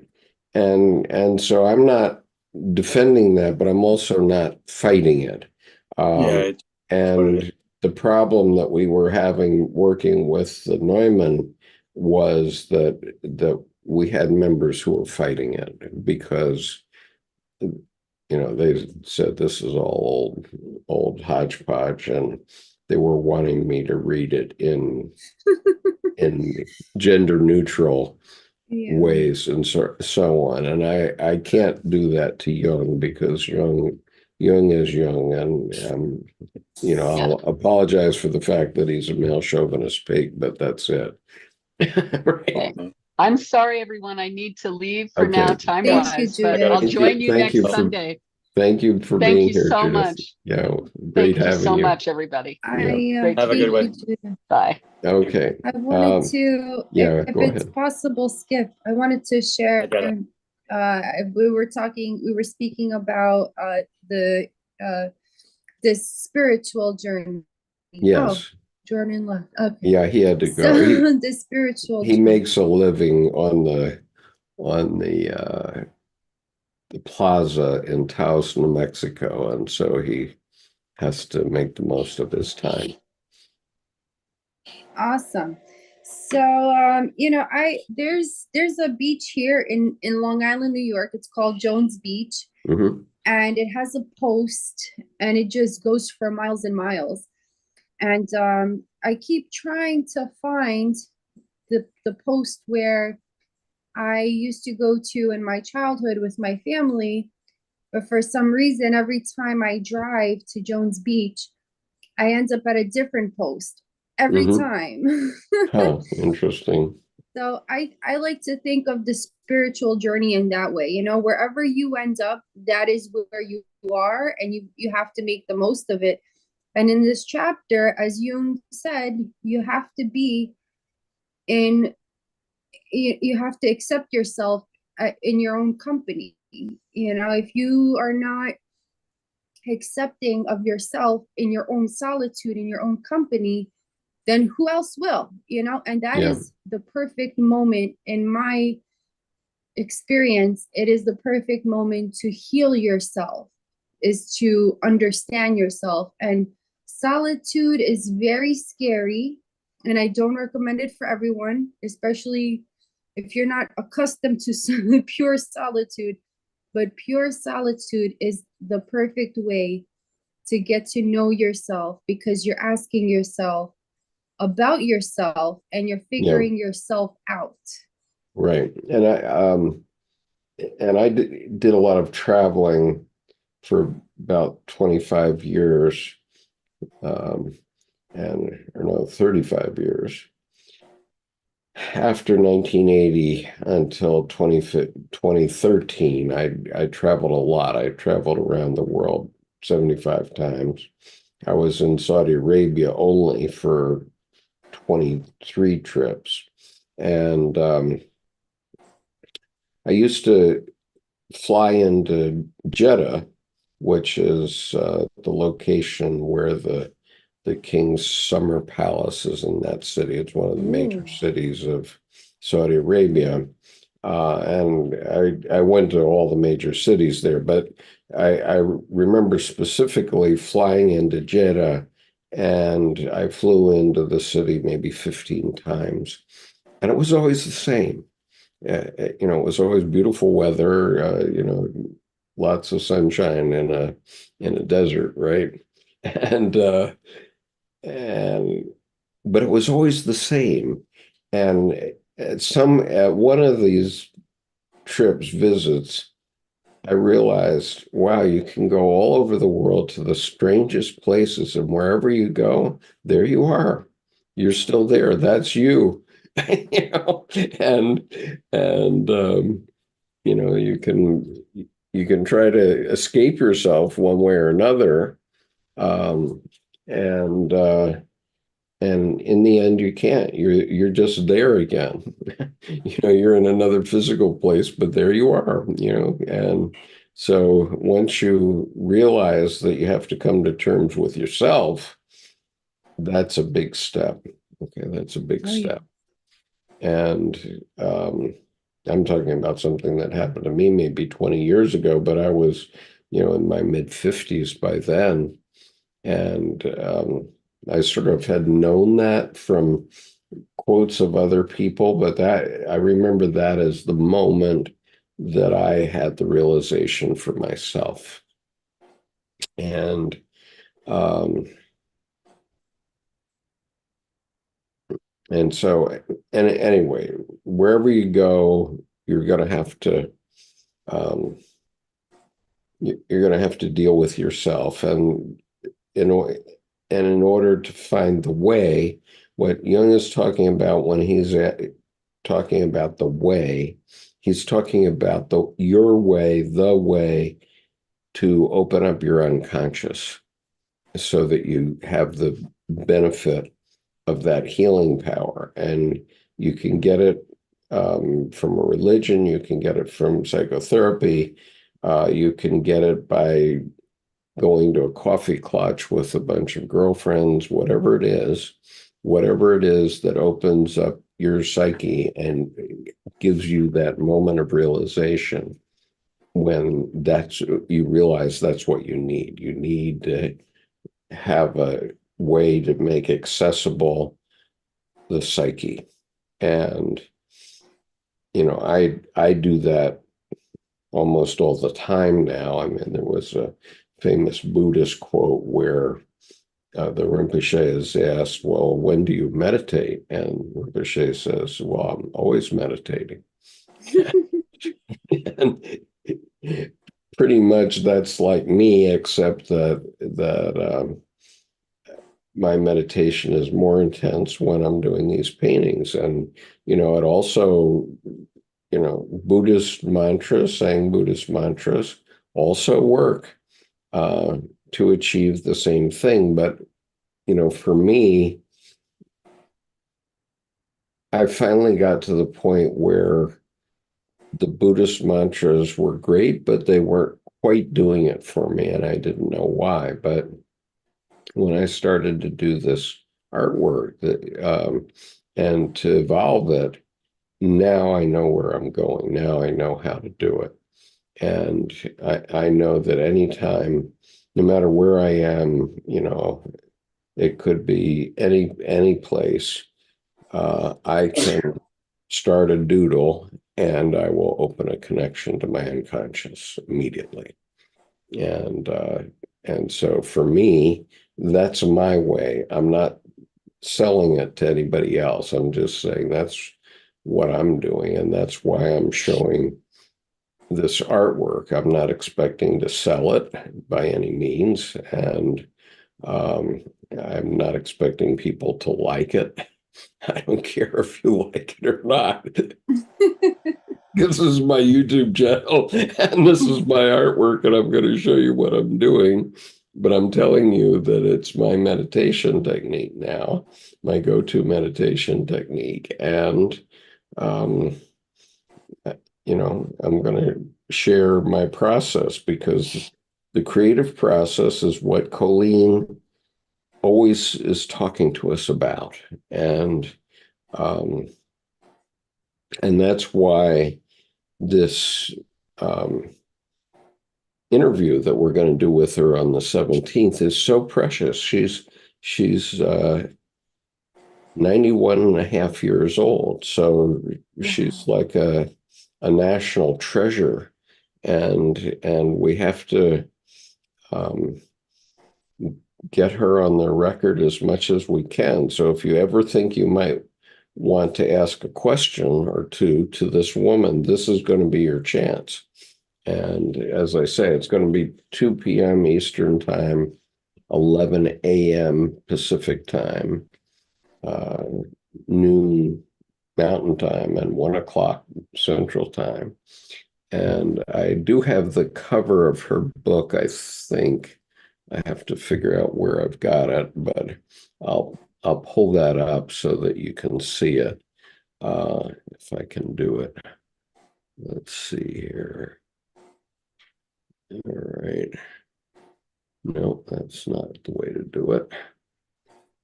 So this is her memoir. Yes, this is her memoir. And it's, let's see. Okay, now I can find it, I believe. I'm very excited. I received the newsletter in my inbox, and she has a beautiful photograph. Her pose is beautiful. She's got these sculptures in the background. Right. Fabulous. It's really beautifully done. Her son has done a marvelous job for her. Why am I not finding this? Do I have shoot? Wondering if I have a Colleen album on my Well, I will be sending it out again to my mailing list. So please, if you, because this is going to be a unique ID, it's going to be not on this Zoom ID, but what you need to do, we'll send it out multiple times, is you need to come to our MailChimp page, and I'll have the link of that shortly. I'm going to put it on the YouTube channel now. All right, so this is our MailChimp sign up page. If you in that sign up for Sunday sessions if you want to, but also sign up for Wisdom Path. That's how you can be sure to get the notices of Colleen's event, which is going to be a precious event, I'm sure, because I know the people. Let's see. I think I can get a picture of her book yet, but you have to give me a second because I have to search it out. I'm gonna stop this for a moment so that I can find it, because it is worth seeing. I had no idea that Ruth Ginsburg, the judge, the Supreme Court judge who passed away a few years ago, that she was also a fan of sculptures herself, and she frequented gardens with feminist sculptures. Mm-hmm. I had no idea. Yeah. Okay. So here it is. I found it. Okay. So this is this wonderful photograph that that Amela mentioned of Colleen in her garden. And she's been living in this home, which is right on the Pacific coast, for more than 50 years. But this is the announcement of her event. And the book is called Art and Spirit, a memoir. And let's see if I can.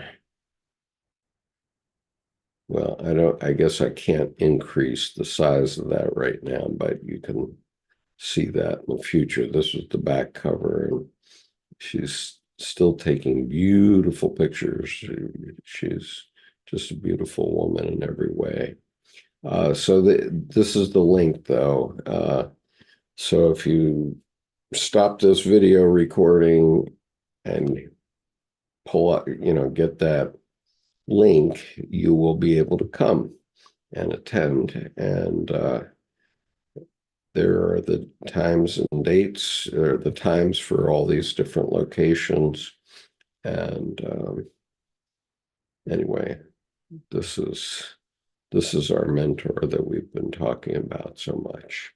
And so I'm going to call it quits at this point. It's already 20 after 12. So Thank you. we'll see you next week. And thanks everyone for being here.